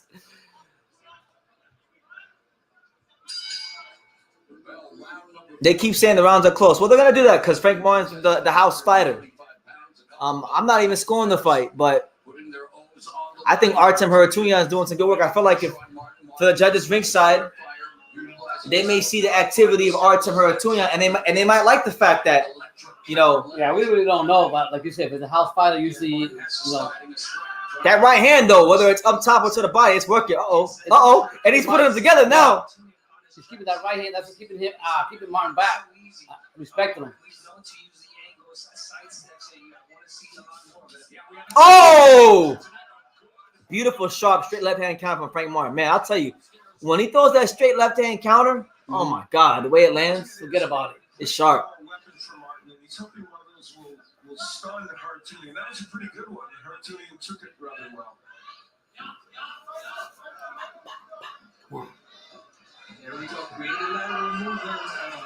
Yeah, Frank Martin, I think, is doing. I mean, he's doing a lot of movement. He's trying to walk. There you go. Yeah. Counter left hand from Frank Martin. He's trying to walk Artem Harutyunyan into a big shot like that one right there. Just let him throw his punches, stay tight, and sharp shoot down the middle. MEZBX says NOA4 is getting absolutely no promotion. Yeah, but truth be told, like it's getting no promotion. ... in America. Yeah. But truth be told, in Japan, hey, where you go? People were sending me pictures the other day. You go to the Tokyo. You go to Tokyo Station. You go to Yokohama Station. You go to the train stations in Japan. They got ads everywhere in Japan. Well, you say, but that lottery, nobody can get it. I mean, they got lotteries to get tickets. It's crazy over there. You guys don't understand. In Japan, you can't just buy the tickets. You got to enter a lottery, and then if you win the lottery, then you get a chance to buy the tickets. It's weird. Yeah. My body feels better because I got the rest, and he said, "I think it's going to help me." And he didn't come in like a rusty fighter. And now Martin beginning to turn Harutyunyan, looking to use his footwork and find those pot shots after. Yeah, something. Oh, nice, nice right hand uppercut by Harutyunyan. I mean, one thing he's learning that right, and you can see Martin's face though is all red. In this round, Martin has done a pretty good job of counter punching, and I think he had maybe one. Hyro, you better spend $85 for that fight for what you've been gassing it up. Who's he going for? I don't know, man. I like this work from Artem Harutyunyan. Like, I feel like Frank Martin's doing some good things, but it's pretty inconsistent work. Like, he's been pretty inconsistent throughout these rounds. Like, I'm not scoring it, but he's been pretty inconsistent throughout the rounds. Yeah. That right by Harutyunyan is helping him a lot. Is it me or is Martin looking tired?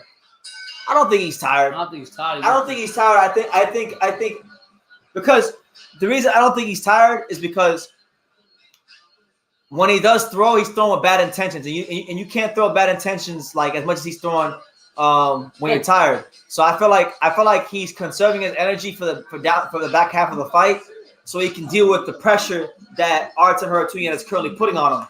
And what he's doing is he's gonna let him throw his punches, stay tight, and he's gonna look the sharpshoot down the middle with the straight left hand. Like an easy box say that German dude never throws a jab. It's true. He doesn't have to because Frank Martin's not walking into the right. Frank Martin is not making him have to throw a jab. He's just probing. You know, dip, feint every now and then. Make sure you have the line. And when you get on the inside, shoot your shit off and be aggressive with the right hand and the hook and all that stuff. Larry Liston says this is what happens when these Americans finally fight someone their own size instead of weight bullying. Let's not hate on the Americans now. Let's not do that, Larry. But yes, there are a lot of American fighters that do weight bully. But you can't call Frank Martin a weight bully because Frank Martin fought Michelle Rivera.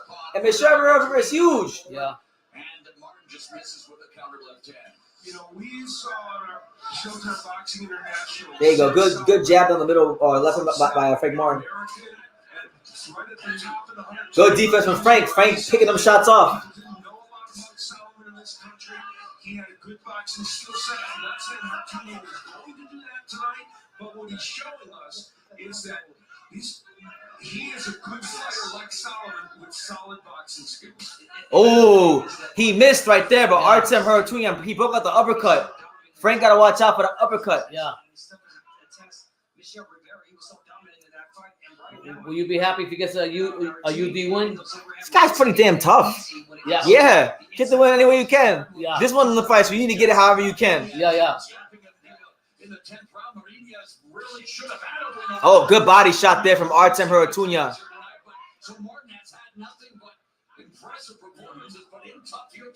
Loma fought Rigo. Yeah. He weight bullied too. Jesus, another one. When you got that guy in the ropes, you gotta attack that. You can't just stand and fucking look at him. Tell me how you really feel, Pops. I'm just saying, like, if you got a fight right there on the ropes, and you got a 1-2, and you just waiting like this, go for it. What you waiting for? Nah, but Lomachenko did weight bully Rigo. Ooh! Yo, he's digging this uppercut down to the stomach. You just pushed him. Come on, Martin. Frank Martin getting that body chopped up by. He don't like that. He don't like that shit at all.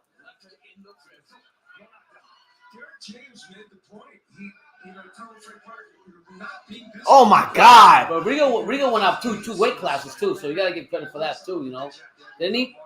Yeah. Yeah, I mean, come on. No, listen, I didn't know anything about Artem Harutyunyan until like an hour ago when I decided to do a little research. I said, I went in the room. I told what I tell you. I said fight. Frank Martin's in a real fight. Yeah. This guy's had what, 250 amateur fights? He said, bronze medalist. So he ain't no slouch. I feel that I mean the style that Martin is fighting is good. He doesn't waste his punches, but at some point you gotta throw some more. Crazy thing is Artem Harutyunyan's coming off of a year layoff, so imagine if he was fighting more. Are you serious? I didn't even know that.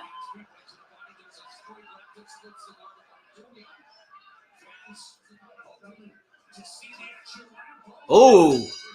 Well, I want to see the unofficial scorecard. I don't know. I'm not scoring it. Oh, look at Ugas. That's fine how to go with him. He posted a thing on Twitter of him at the Usher concert. He was singing Usher. Did he? Yeah.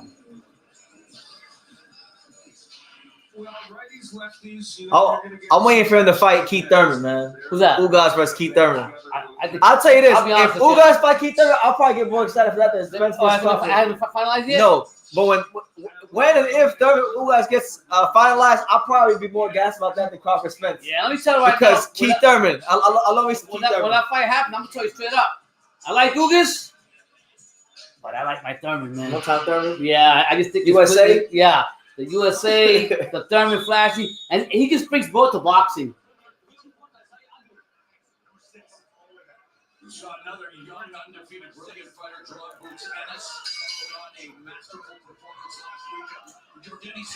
last week. I'm not even gonna respond to that. Is it? Oh. Someone would have. That's gotta be Hyro. Now, Hyro, if that's you, I'm gonna go off on you when this live is done. I'm not playing with you. Okay, hold up. He's impersonating Sophia Gutierrez. Yo, he didn't put. Yeah, that's Harold. Yo, why didn't they put the score up card up now? We're in the 6th round. Can't believe this guy. Yeah, if you're Harutyunyan, every second of this fight, you have to try to win dramatically. Shout out to Robert Sanchez. We see you in the comments, man. Shout out to all 30 of you guys. Hey, hit that like button. It's a highly touted lightweight.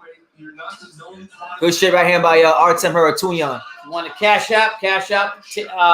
Only True School Sports. Appreciate it. He has the edge in the jabs, but the Oh, good. This must be a close fight because they didn't even put the damn score up. I'll tell you this though, for all those body shots Frank Mar's taken, he hasn't really like Been buckled or nothing. Yeah. buckled or anything like that.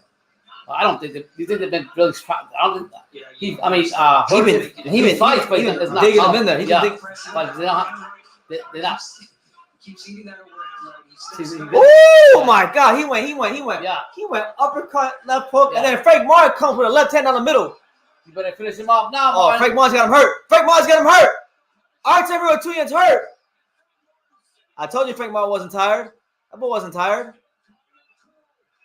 Oh my God, Holy he's shit. beating the The shit out girls turn of him on. Artem. Yeah, this is the best I've seen him on in this round. Oh my Holy gosh. shit. And he's getting every last little bit of leverage behind those hooks. And shout out to the German guy. I don't know how he's It's actually a damn good fight. Yeah. It's actually a hell of a fight.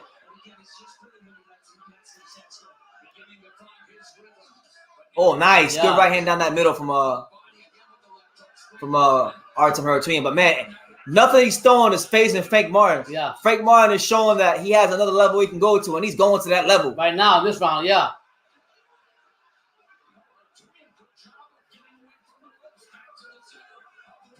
Oh, good right hand to the body there from Artem Harutyunyan. Another one left, an uppercut. It's a fight. Decent. It's a very good fight. Yeah. This is an old school, like, they're Yeah. in them trenches. They fighting right now. Like, every time, like, Artem Harutyunyan has just been a consistent fighter He throughout the throws a rounds. punch in the other, And Frank Martin's like an explosion. Yeah. Like, he's just a ticking time bomb right now. He's pouring it on Artem Harutyunyan. The impressive thing is that Artem weathered the storm. I know. And he's still fighting. he's answered back a couple of times too. So in this round too. So it's not like he's just let him do anything.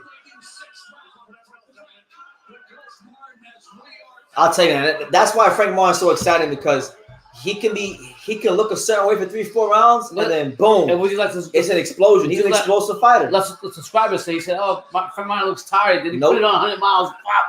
It was a game plan. He's staying defensively. He was staying defensively tight to try to counter Yeah. Artem.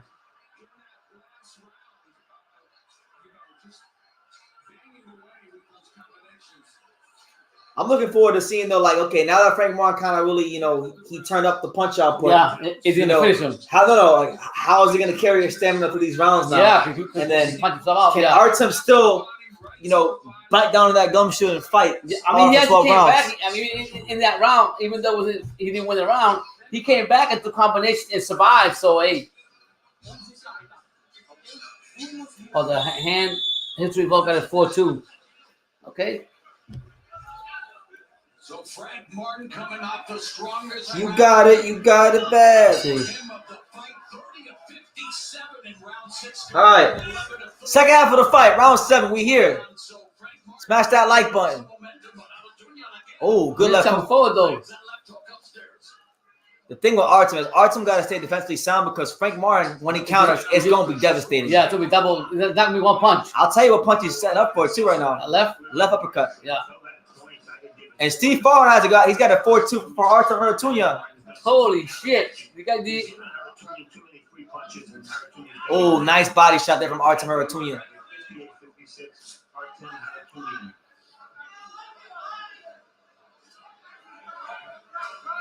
Look at that.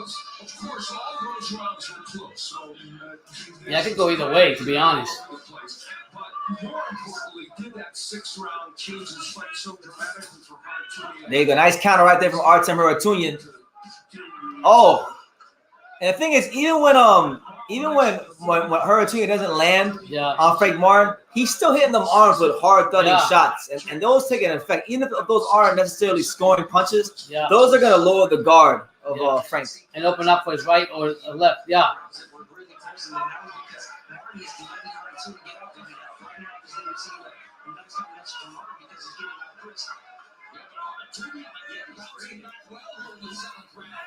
There you go. Nice. Turn him around too. It's crazy. So that left jab out there, trying to catch him with that right. I'm talking about this guy. I don't know. I mean, I think it's a close fight. I'm not scoring it, but I think it's a close fight. Yeah, C5 has a 56, 54. What it was. What are you guys scoring? I'm not scoring. Steve Hafaro got a 4-2 for Artem. Yeah, that's a good fight either way. Good defense from Frank. That's probably like the thing I like most from Frank that the announcers aren't talking about is how tight his defense is. Yeah. Artem's throwing a fuck ton of straight punches down the middle, and he's picking a lot of them off. Yeah. What he hasn't been picking off is that right hand down in the stomach. Yeah.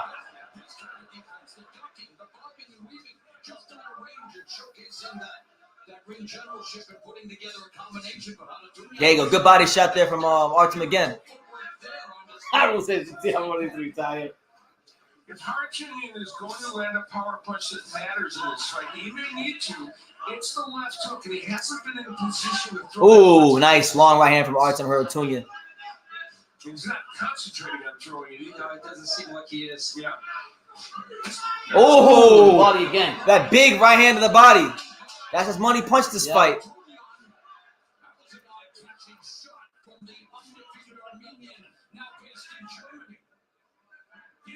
Man, if this fight has no knockdowns and goes a full 12, I'm really interested to see what the judges score this fight. Because I think Artem Harutyunyan has a legitimate case to be winning this fight right now. Frank does too, but I think Frank's lack of work and I think the lack of even like some of those explosive outbursts. I feel like those things could be hurting on the judges' scorecard. So, I think from now till the fight concludes, Frank Martin's whatever level he's got that he can get to, he needs to go up. He needs to go up. Yeah. Personally, I think Artem's winning. To be honest with you, I think Artem Harutyunyan's winning. But what do I know? Yeah. But it made enough of an impact. That was a beautiful right hand to push him back and. I should have followed up with that left though. Fuck. Yeah, that would hurt. Yeah, really, wouldn't it? Yeah, he took it really well. All right, so we go into the 8th round, a very pivotal round of this fight. Your boy BT, Brendan Taylor with the one and only Pops. We're live. Yeah. Here in a very important part of the main event, Frank Martin getting everything he could possibly handle from the Armenian. Steve Farhood has the fight 5 rounds to 2 in favor of Artem Harutyunyan. I think he's winning. I think Frank Martin's doing some good things, but I think Artem is winning the fight. But I think, to be honest with you, though, I think if you don't at least drop Frank Martin, he's gonna lose this fight. Yeah. Okay, I think PBC and Al Heyman have some plans for Frank Martin to use him as a Gervonta Davis opponent. Yeah. I got Spence behind him too. Yeah, I think that big right hand by the German fighters just was helping. Hyro says, "Let me guess, there's gonna be a PBC stoppage. Probably." Do you know what PBC stoppage is? Yeah, and he tells me to get the fight together. Like Gary Anton Russell. Yeah. Now, honestly, Frank Martin is such a hard puncher that unlike Gary Anton Russell, he won't need a PBC stoppage. No. If he lands the right way on Artem, he's going to get him out of there. I mean, the best round was the 6th. Yeah. So.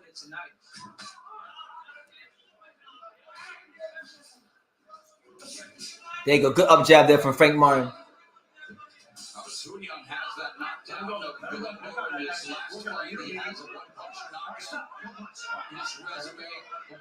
Sneaky power at times in his career.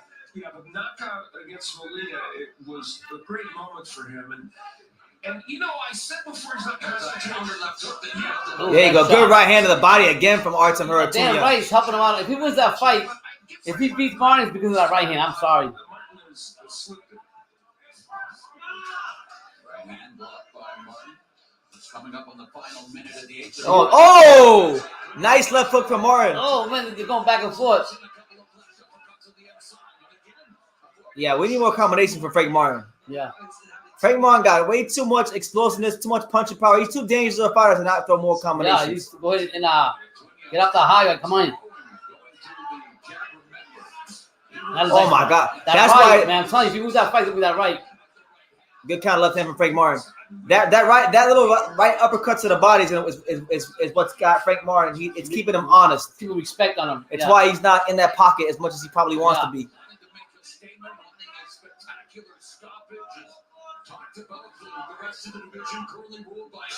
There you go, right hand to the body again by Artem. Yeah.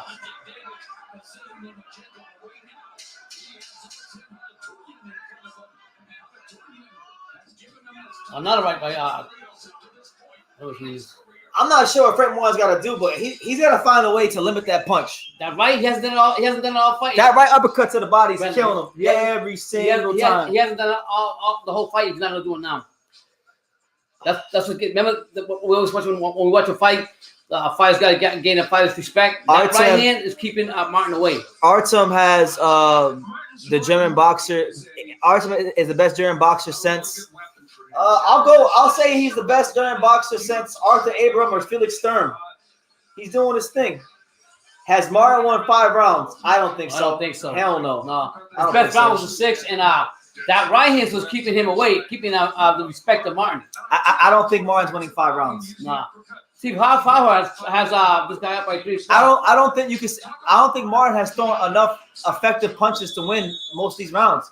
Like he may throw a significant shot here or a counter here, but it's just not enough for him to beat a guy who's throwing as much as Artem is. And he being consistent with that right. I'm talking about Artem. He got to do something. Hand history says the thing is Artem isn't jabbing at all, and Martin has no answer. He doesn't have to because all he's doing is he's using that lead hand Against him. as a probe, Yeah. and he is jabbing.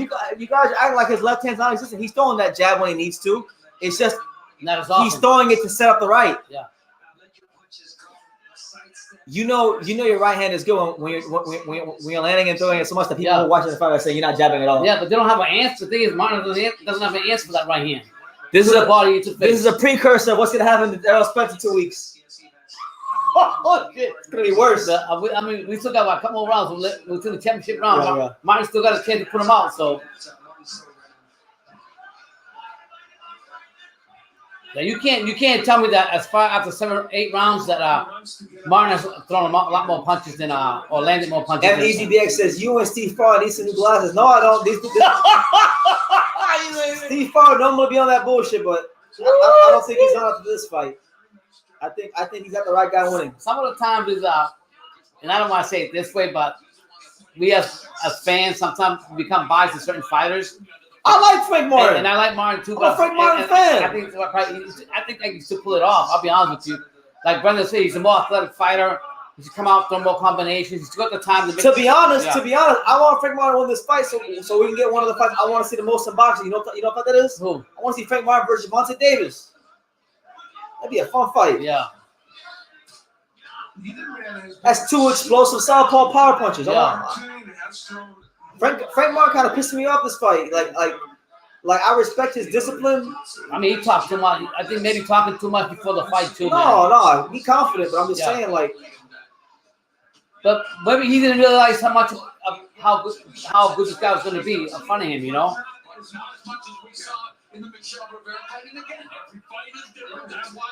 Look at that right again. no, that was blocked. That was Blocked, but blocked. still, That was blocked. just the fact that he's throwing it, keeping him a bit. He doesn't care about Frank Martin's reputation. You kind of feel like there could be a Martin eruption again at any time. There you go. Good body shot there from Frank Martin. I'm waiting for Frank Martin to hit him with something big. Maybe he's went to the later rounds to come in with the bummer rocks. I don't. Yeah, I think Gervonta's fighting Isaac Cruz. I'm just saying, like, I would like Frank Martin to win because I like that fight. It's an intriguing fight. It's a fun fight to me. Yeah. Someone get knocked the fuck out in that fight. Yeah. That right again. He's still throwing it. He's being blocked, but he's throwing it. It'll be Frank Martin too, by the way. He ain't beating Tank.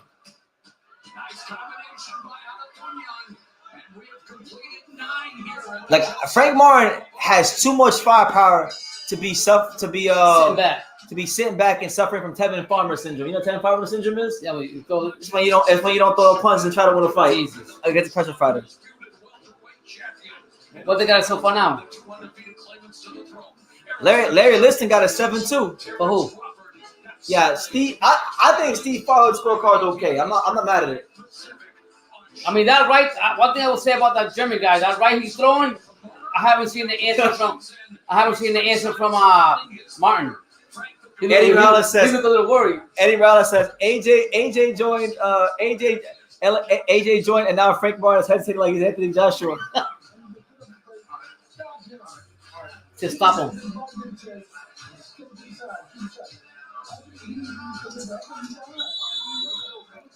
So Derek James is imploring Frank Martin to step to the side and throw some punches to knock this guy out because but to be honest with you, look, he hit him pretty damn hard in the 6th round. Yeah.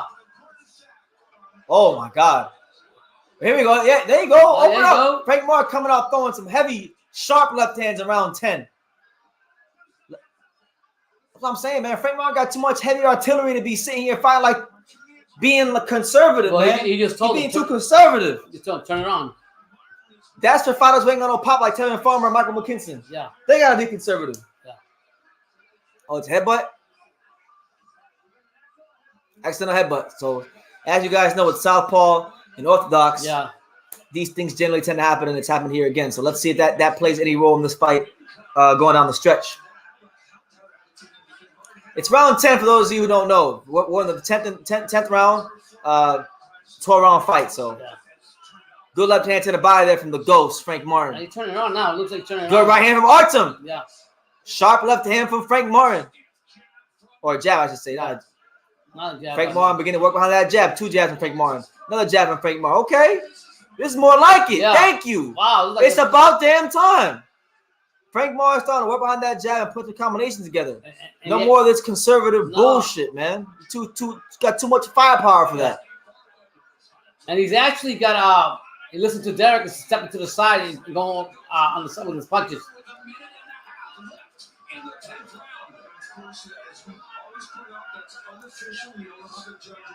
Good right hand down to the body from Frank Martin, then a jab up top by Artem. Oh, Frank Martin. Frank Martin's trying to get him out of here this round. I mean, this guy is tough though, but I ain't gonna lie. He might need to go ask somebody to cut for a baseball bat. Because he's hitting them with big shots. He's not going nowhere. Fuck. Good double jab. This is the best round I've seen. Yeah, I was just gonna say that. Took the words right out of my mouth. From Best round of the fight so far for Frank Martin. He actually listened to this is the guy. This is he listened to his coach. That's what you like about him. That's the style you like him to fight. Yeah, man. Like I understood why he was being patient early. But now the championship round. Once he's like the seventh round, 8th round, okay, let it fly. Yeah. You're not Tevin Farmer. You're not Michael McKinson. You can punch.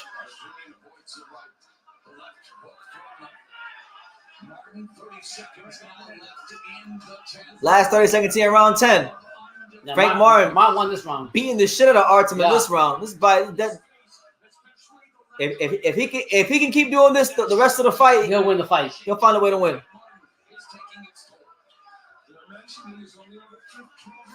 Hyro says if Frank Martin loses, is this the start of Derek James being the worst trainer of 2023? This is what happened to Reynoso last year, BT. Hey, you win some, you lose some. Now he's turning it on though. He's turning it on though right now. To be honest, that's the best round I've seen from him. No matter what Steve Farhood has to score, I feel like Frank Martin's gonna pull it out. You think so? I actually do. By an edge? Well, you gotta do something now. I don't know if he's gonna drop him or stop him or get a decision, but I think Frank can pull it out. Yeah, look at that. Because I think now that he's landed some big shots on Artem, he's remembering that he does have heavy artillery and he's not using it. Yeah. Tevin Farmer. Well, I just think Derek told him turn it on now, and it's time for you to turn it on if you want to win this fight. So, and the best. He took the brunt of it. Yeah, definitely Frank's round. Came in and they clashed heads. And there have been several of those clashes of heads. Then Martin really went to town. So you expect him to stop him? Right hook, the straight left hand. Yeah. And It's hard though. This guy, Tough, man. He's been getting a hard shot. like that round and round 6 when he had him hurt. Yeah. Sometimes when there's been parts of this fight where Frank Martin literally looks like he's assaulting. Yeah. It's like he's assaulting Artem, yeah. But Artem just takes the shots and keeps coming forward and then just at the right time he lands that little nice right hand to the body and keeps him that bait just long enough to recuperate. Keeps that respect. Here we go, round 11. You guys got it. Look hurt, man. 6-4, 7-3. Let's see. This could be the championship round.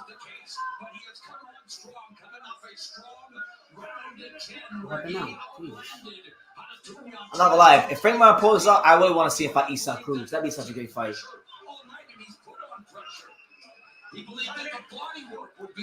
That would actually be probably a more exciting fight than even Tank, believe it or not. And that fight. All right, so here we go. Frank Martin comes forward, work behind the jab.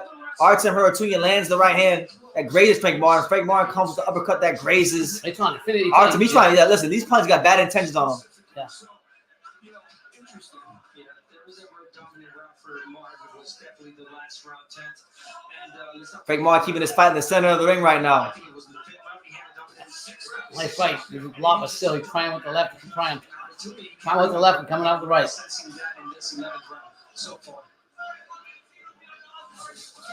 There you go. Good body shots there from Artem Harutyunyan.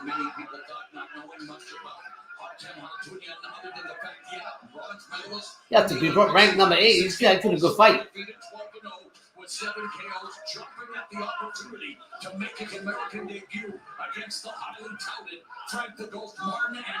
Right again.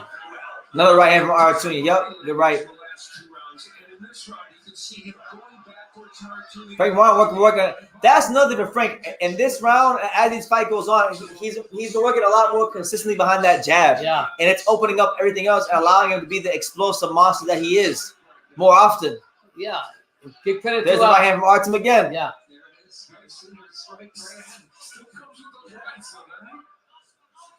Woo! That slick shit from Artem. That defense. Made Frank Martin miss like 3 punches. Another right to the body bite. Another Good defense there from Frank. Frank blocking. Those soft punches are actually scoring points for Archer. Listening.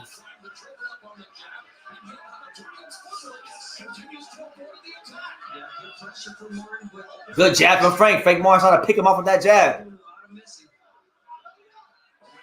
Oh. There's that body shot again from Artem Harutyunyan. Who said Germans don't throw body shots? Armenians. Armenians, that's right. He only lives in Germany.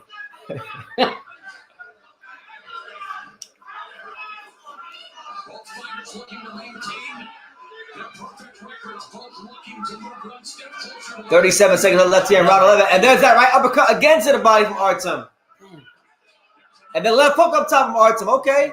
But Frank Martin continues to press forward, looking for the big shot. Win this round. I think Artem just won this round right now. Yeah. Yeah. Frank.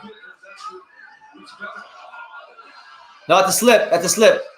And it's called as such by the referee. So no knockdown there. The feet tangled and Artem fell to the ground. Last 10 seconds here in round 11.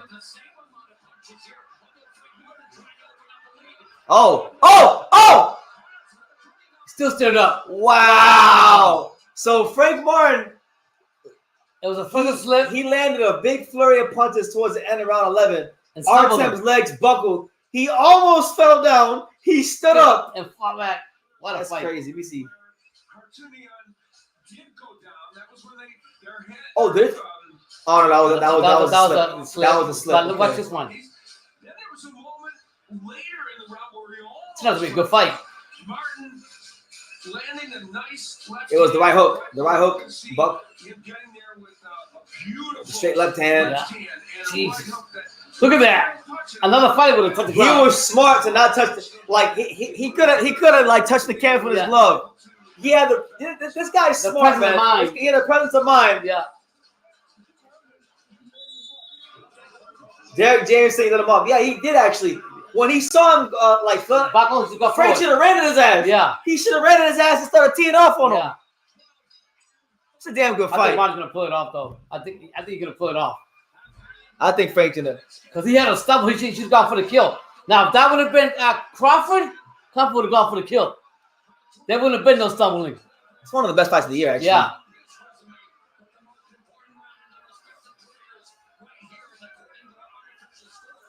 Oh, good left hand by Frank Martin. A knockdown for Frank Martin will be so huge right now. If he wins his round, what's he gonna get? He'll still lose by 1, right? On Farhood's scorecard, he'll lose by 2 rounds. Yeah, Artem Harutyunyan, he's doing that boxing move, and he said European shit now. Oh. Oh, man. Oh, good body shot from Artem Harutyunyan. Frank Martin comes forward. Oh my God. The whole right side of Artem Harutyunyan's body is red as hell. Yeah. Oh, the eye. Oh no. Of who? A Derek James fighter has given a fighter an eye injury.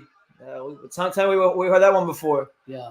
Artem Harutyunyan. But that was some fight. That was some bullock shit. I heard you use that word the other day with Andreas. Yeah. Bullocks. Bullocks. Oh, good right hand of the body from Artem Harutyunyan. That right, for some reason, he's got no answer to it. He said it right there. He's got to go get him. Go. If this guy's legs can hold up for oh, no, man. He's got to go. Frank Martin, Martin's not doing enough. Frank Martin, you got a dead man in front of you. Throw 8 punches, Go. man. Throw 4 or 5 punches. He can't. The movement from the Armenian. Look at that. He's still fighting back. Good body shots there from Frank Martin. There you go. But Artem Harutyunyan, he in survival mode right now. He took a knee. Oh, man. Artem Harutyunyan's taking a knee. What the fuck? He did the Kell Brook. He took a knee. Oh, man.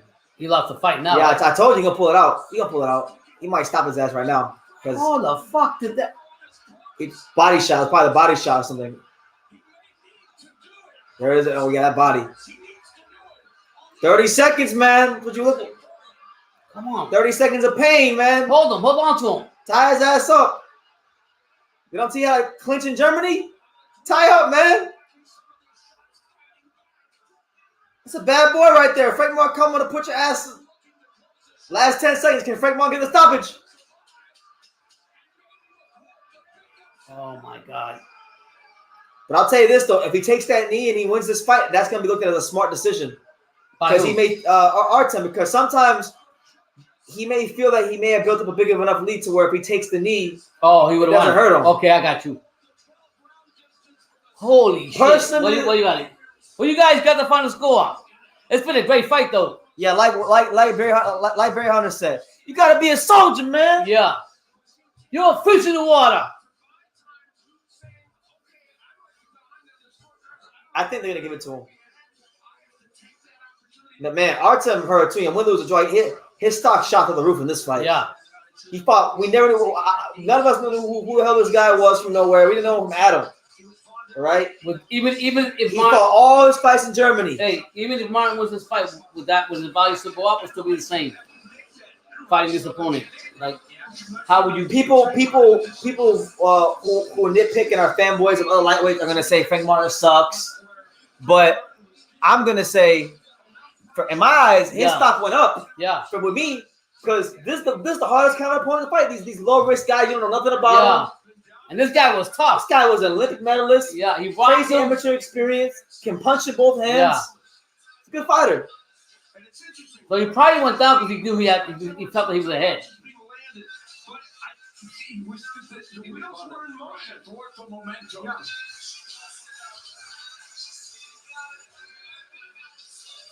It's definitely the eye. I think it was the eye. It was the eye. And we can see. And again, a smart move from Harutyunyan. Harold said, who's Keyshawn's next fight, Harold?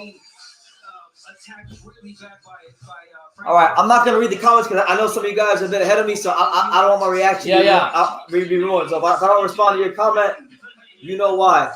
By the way, this is the first time, I just realized this is the first time I've been live since I added the Romo Gonzalez magazine I got from Japan. Yeah. I ain't been live on this side of the room since I added in the new Japanese magazines. Damn, they got this guy leading everything. Bullshit. The show stats, I don't agree with it. Combi Box has Frank Martin outlanding Artem Harutyunyan by 50 punches. I feel like though when Frank Martin won rounds, like at the end of the fight, he was probably landing like 30 punches, 20, 30 punches in some of these rounds. So those numbers might be a bit skewed. They're gonna give it to him. I think that knockout might want Frank to fight. Yeah, I think too. See, look, that's what I'm telling you. Look at the rounds out towards the end. 23 punches, 30 round 6, 30 punches. Jesus. So you still gotta score the fights round by round. And Artem Harutyunyan was They're still like, damn.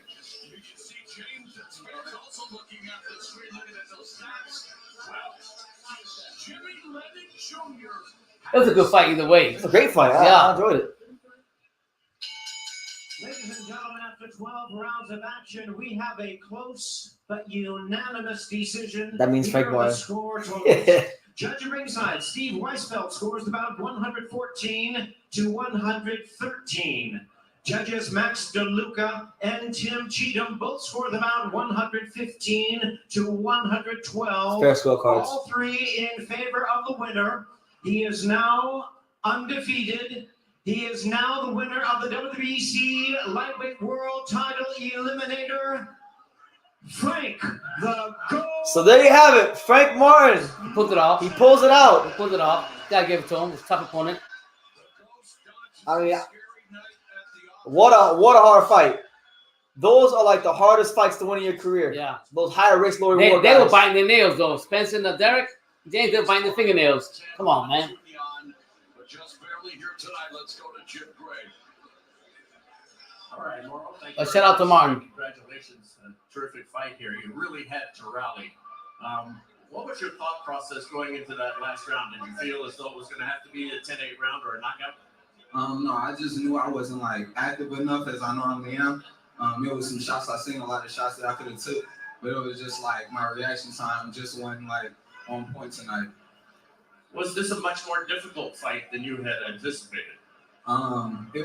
He definitely a tough opponent. I wouldn't say that it was too difficult. It was just my reaction time wasn't working like it normally do for me. It was a lot of shots I seen. He's taking that fucking right hand in your body the whole fight. I couldn't tell you, just my timing seemed a little off.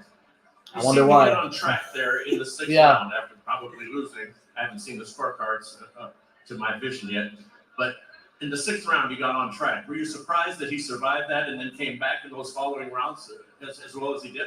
Yeah, he definitely tough. I hit him with some big shots. He stood up. He bounced around the ring like a ping pong, but he stood tall. I take my hat off to him because he took some big shots. Frank, let's take a look here toward the end of the fight here in the 12th round when he took a knee, trying to maybe run the clock out. Tell us from your vantage point what was going on. I think I might have hit him with. He would have had a draw on one of the scorecards if he didn't take that knee. Yeah.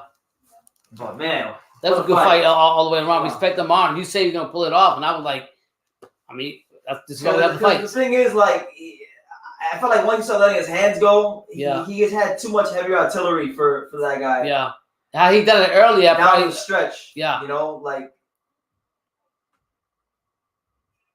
Headbutt bother you, and how much do you think the headbutts bothered him? And you seem to focus in on his eye, his left eye, later on in the fight.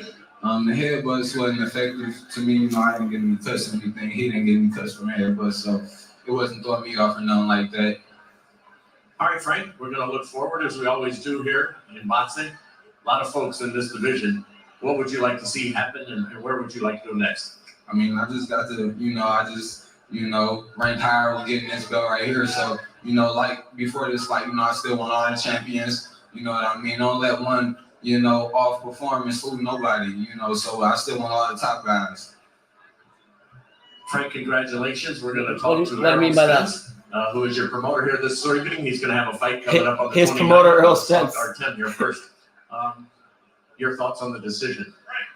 Yeah, first of all, I'm so happy to be here, and I thank everybody for the support and for the good energy here in this arena, and I'm happy to be here. And I want to come back here in Las Vegas. I feel that it's my hometown. And congratulations to He said it's my hometown. He's a good fighter. But I saw every punch from him. The last round, my eye got hurt very bad. So that was the point where I had to take a few seconds to get recovered. And I think this round was the only round that decided and give it to him. Is that why you took the knee, because your eye was bothering you? Yes, of course, it was only my eye, and I think it's hurt badly. I don't know. The doctor has to control it first. You clapped at the decision.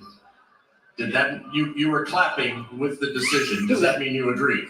I don't agree. If I agree, I would want to come back. But I want to come back. If it's possible, I would fight him again. But it's not a problem. He's just a fighter. He's not Errol Spence. I'm a big fan of Errol Spence, and he's either for me.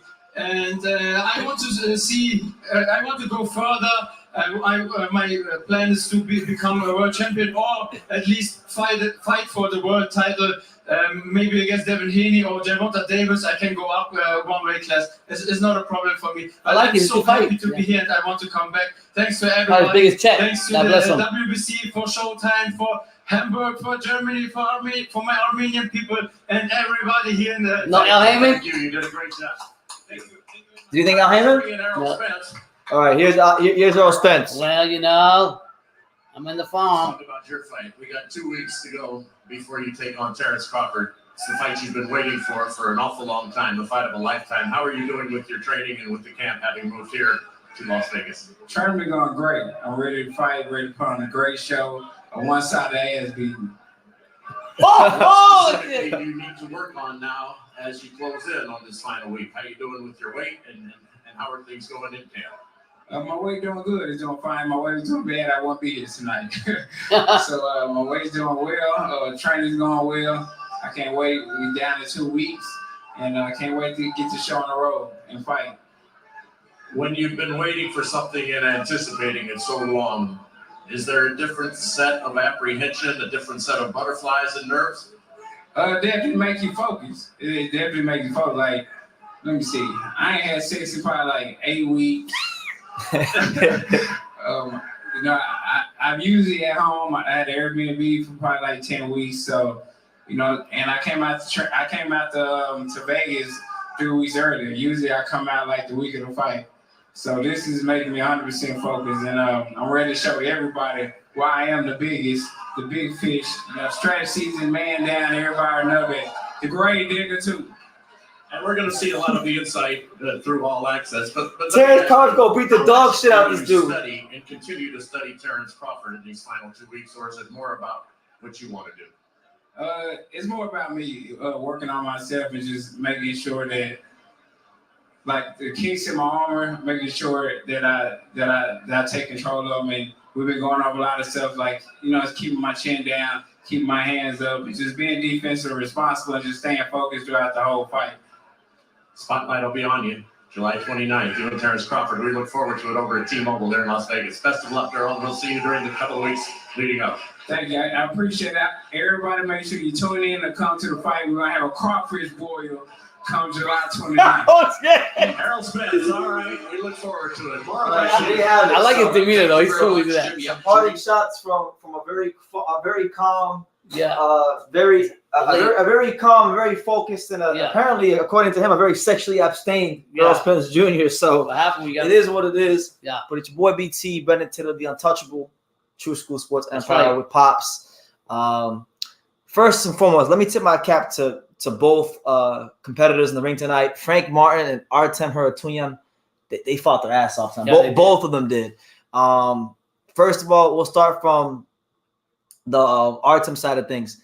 Guy was a relative unknown, coming to here from Germany by way of Armenia, and you never know what's gonna happen. I think for any fighter from Europe, when they cross that pond and they come to somewhere like Vegas or New York or even LA, it's always a big watershed moment in the career of a European fighter come to America. And many European fighters have come to America with a nice built-up record and have had their dreams crashed, dashed, and just smashed on the crash that. See, I'm a rapper now. Crash that. Yeah. they've been destroyed and sent back packing, right? Artem, I think he lost, but his stock shoots through the roof because he fights one of the young rising stars of the division in Frank Martin in a fight where, I don't think people are going to be crying robbery as loud, that loud because of the knockdown. But he gave a great account of himself, and he's going to get more fights after this. I want to see him again. Yeah. If he wins a couple of fights, I would love to see him and Frank Martin do it again because it was such an enjoyable fight that you usually go through these fights, you don't know what you're going to get in big fights like this, but this fight right here, I think the fans got their money, to be honest with you, all the way around. And I would just say that for Frank Martin, he just needs to work on that, trying to avoid a right hand, because if he, learn how to avoid that right hand. I know it's hard sometimes, but that's what kept the respect from Frank Martin was saying, my reaction time was off. Yeah, your reaction time was off because you kept getting fucking, the right hand was getting dug into your body the whole night. So I'm sure him and Derek James will go to the gym. Yeah, and I will also agree with what BT says. Just for Martin's a better athletic fighter, he should have been let loose a little bit earlier in the fight where he could have got the more shots in and done more than what he did towards the last round. He did. But the important thing is he got the win. Yeah. As far as what could be next for him, you got guys like Edwin De Los Santos in the division who just fought last week. I think that'd be a good fight for him.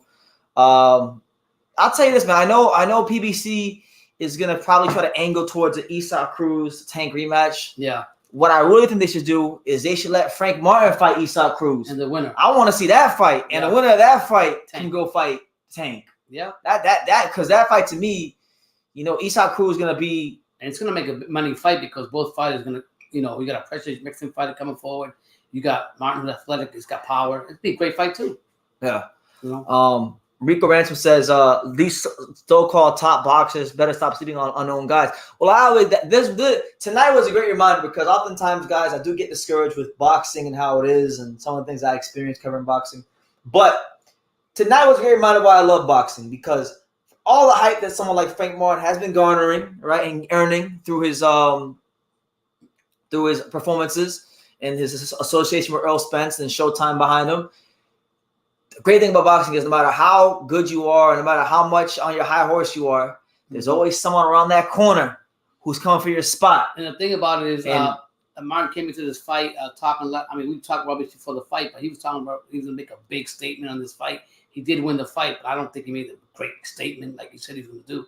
So, like you said, just be aware. He didn't make a big statement, but I do think this is a fight that's going to improve Frank Martin tenfold. Yeah. Yeah. This guy tonight, first of all, I don't know what the hell his chin or body was made out of, but like literally, like Frank Martin could have hit this dude with a damn spiked baseball bat, and Artem wasn't going nowhere. So I don't think as many fighters would have stood up to the Frank Martin power the way this guy. Yeah, did. I think one thing that Martin needs to do. This guy was also well experienced too. When he had him rocked and you got a fighter in Daniel, you got to go for the kill, and he didn't do that. When he stumbled and Derek James told him in the corner, you just missed an opportunity. You should have gone for that.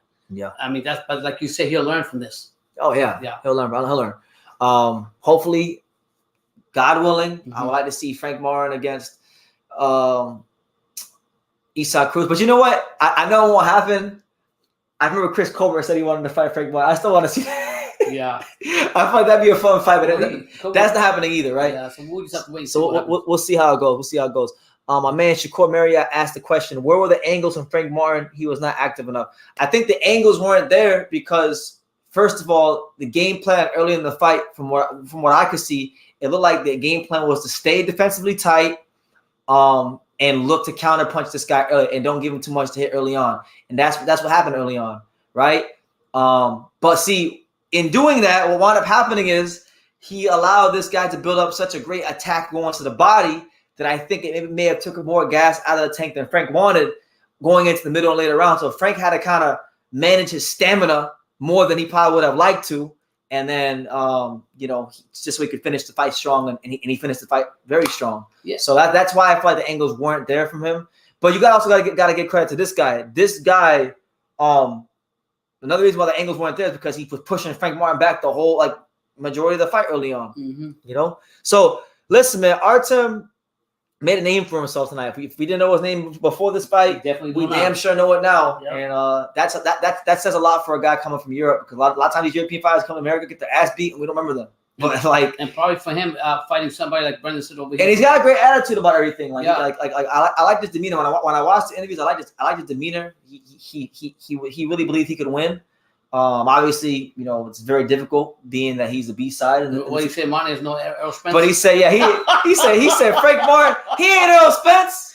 Frank Martin ain't Errol Spence. Until he got confident. Now I think he did the right thing for his eye. So safety comes first. The fight was great, but hey, it is what it is. Martin will get better. Like I think his angles came also towards the end when Derek James told him you need to fight from the outside, going outside. Rico said this reminded me of Boots and Karen. Yeah. Yeah, to a degree. I want to see Artem fight again. I would like to see Artem come back and maybe fight like a Raul Valenzuela or something like that. Yeah. That's the fight PBC didn't make. They didn't let Raul Valenzuela try to get back on track against Artem. That'd be a good crossroads fight. Two guys coming off of a loss. I like Artem. I think Artem will beat him though. So my man Saul Zenteno says Martin is closer to 29. If he hasn't improved on defending against the right hand, that is an issue he doesn't choose to address. He can't make these mistakes against top lightweights. Listen, God forbid he fight Gervonta Tank Davis. Because let's be real, that's what the plan is, right? PBC's got welterweight lightweights. Yeah, I said welterweight because they show these guys on screen. Yeah. They got lightweights in house, like De Los Santos, like Frank Martin, like Cruz, that they could use for Tank. And Frank is one of those guys. So I would like that. How do you like Keyshawn's chances against Frank Martin right now, fam? I like his chances, but it's just hard. It's hard to say, man. When Keyshawn fought Anthony Yiggett, who was a southpaw, awkward European style, there were some things I saw that he needs to correct. Because if you don't correct them, Frank Martin might get some of that shit that Artem got hit with. And I don't think Keyshawn is as durable as Artem. I don't think. But I honestly, look, I would rather the fight just get made than to me sit here and blindly talk about it, because really that fight's not going to happen. You know, Frank Martin tonight, he fought at the Cosmopolitan, which for those that don't know, that's probably one of the smallest hotels you could fight in Las Vegas, right? You only fight a headline at the Cosmopolitan if you're like a rising star. So the dollars won't make sense. Keyshawn, the top rank's not to put Keyshawn there with Frank Martin right now. So if we get that fight's like 5 fights away, maybe. Wait and see. You know, the kid's back says, I never see Frank follow up with anything clean. It was like he was waiting too much. Frank seemed concerned. Yeah. And that kind of go, I agree with your point. And that go back to what I said earlier.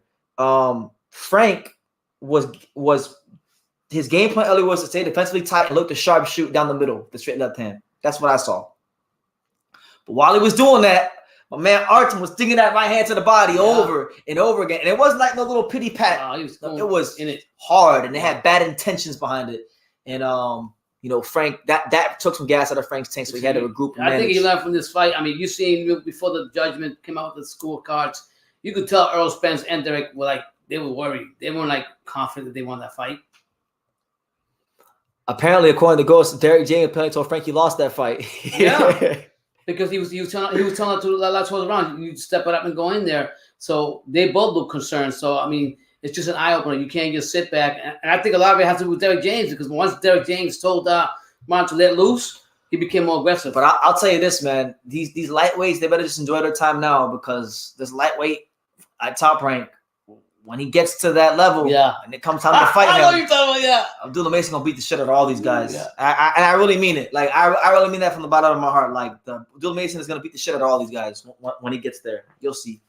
But great fight tonight. You know, I could have done without Viktor Postol. Viktor Postol get his ass kicked like that, but you know, such is life, such is boxing. But yeah, on that note, guys, look, I think we're gonna wrap it up here because it's already 1 in the morning. You know, he gotta eat. I gotta get my post-fight review video. Thank you all for being here. But listen, I'm gonna give you all some program reminders. All right. I'm not sure which fight is next Saturday, so I'm gonna check right now. I know George Kambosos is fighting Maxie Hughes next Saturday. What do you think about that fight? I like Kambosos. That Maxie Hughes is tough too. Well, I guess I'll tell you this. So I'll give you guys some programming reminders before we end the live. So program reminders. All right. The next live, because I get this question a lot. BT, when is your next live?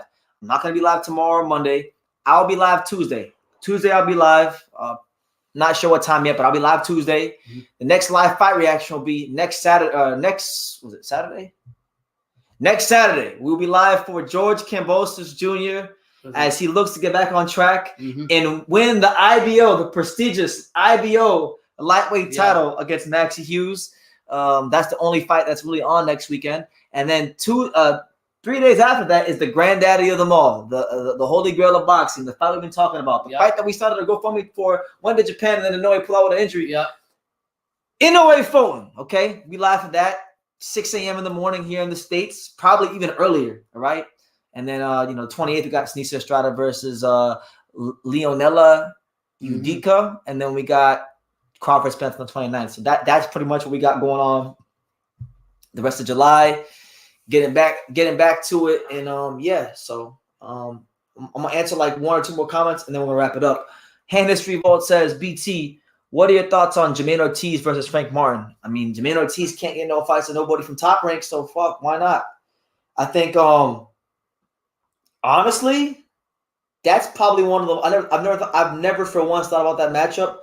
That's probably one of the most interesting fights in the lightweight division, because Frank Martin didn't really show a whole lot of angles in this fight.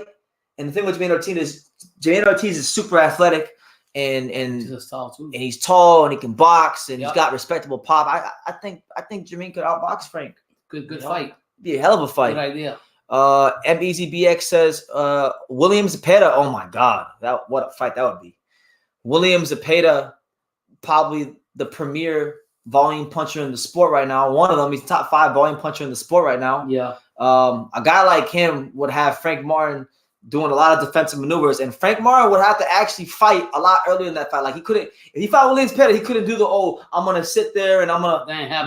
No, you have to fight a little bit earlier and bring that dog out a lot earlier in the fight. So yeah, man. I mean, I would take that fight over what's been reported, because they're saying William Zepeda's next fight will be against Mercitio Hesta on September 9th.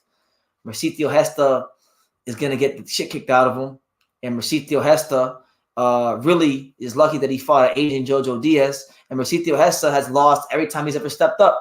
Yep. So I don't want to see that bullshit. I'd rather see Zepeda versus Frank Martin. But, Golden Boy is not going to do that, because Golden Boy barely has, top fighters like that. So they move extra careful. You see what they've done with Zorro and Munguia. So they're going to do the same with Zepeda and whatnot. But listen, guys. On that note, you guys take care. There's plenty of content coming out. I made like 10 videos yesterday, so they'll be dropping throughout the week. I'm gonna make more. Thank you all for your support. Thank you all for the support. Tuesday will be live again. I'm not sure about what, but we'll be live Tuesday. And I'll be live for Kambosos Hughes next Saturday, and then the other big fights come up this month with Inoue Fulton and Crawford Spence. So you guys take care. God bless. Thanks for joining me. And like I say in every single one of these videos, you can love me or you can hate me. But I'm just a kid from Dang It. So until next time, take care, guys.